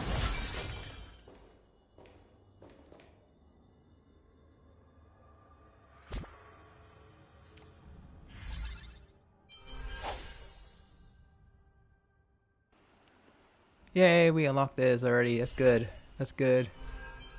So we can finally start this as soon as we get the chance.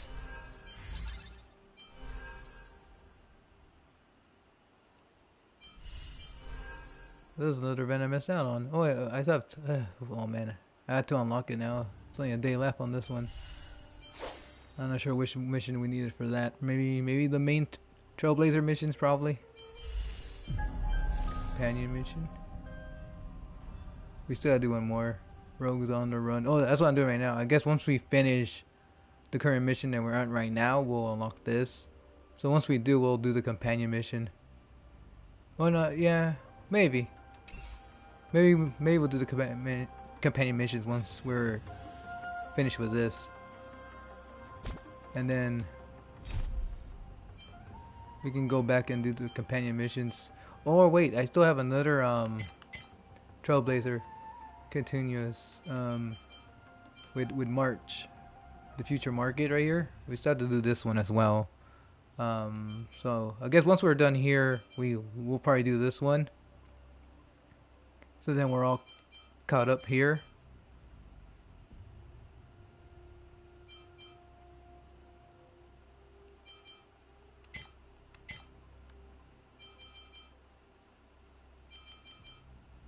And then I might do some stuff off stream as well.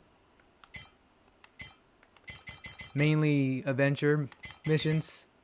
And probably the event. I don't know, like, is this... Actually, no, like, I'll stream this one, actually. I'm pretty sure there's a bunch of cutscenes and voice over cutscenes here. Everything's fully voiced, I'm pretty sure. So we'll probably stream this as well. And then eventually we'll do this new companion mission plus all the other ones that we have to do that we unlocked already. Yeah, so unfortunately we ran out of time here. That's all I have for today. We're at about the 4-hour mark, so I'm gonna unfortunately have to end it here. Or else I would have finished it. I'm pretty sure this is the last mission, so we'll finish the last mission and then continue on with more stuff. Do something else as well next time. This was pretty long, actually. It's like 4 hours of just doing just this mission. But it's pretty funny. It's interesting. I've been enjoying myself just watching this whole story play out. So I hope you guys have been enjoying it too. For those who are watching this. Discard your wordless destiny. So thank you so much. So I'll see you soon for more Honkai Star Rail. As we will continue doing more Trailblazer missions, events, and companion missions. Very soon we'll do more. Probably tomorrow and then next weekend we'll be playing a lot more Honkai Star Rail. And then after that in September we might take a break for Honkai Star Rail for like a while, and because we have some other games we got to play on this channel as well. Other games we got to finish, and new games we got to start that I also want to check out. So we'll probably do that. But then eventually we'll come back to more Honkai Star Rail because I want to keep playing this game on this channel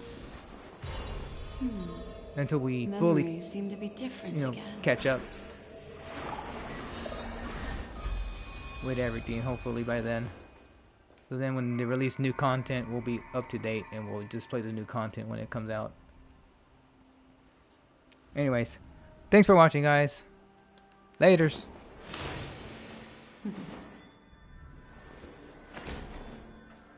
Discard your worthless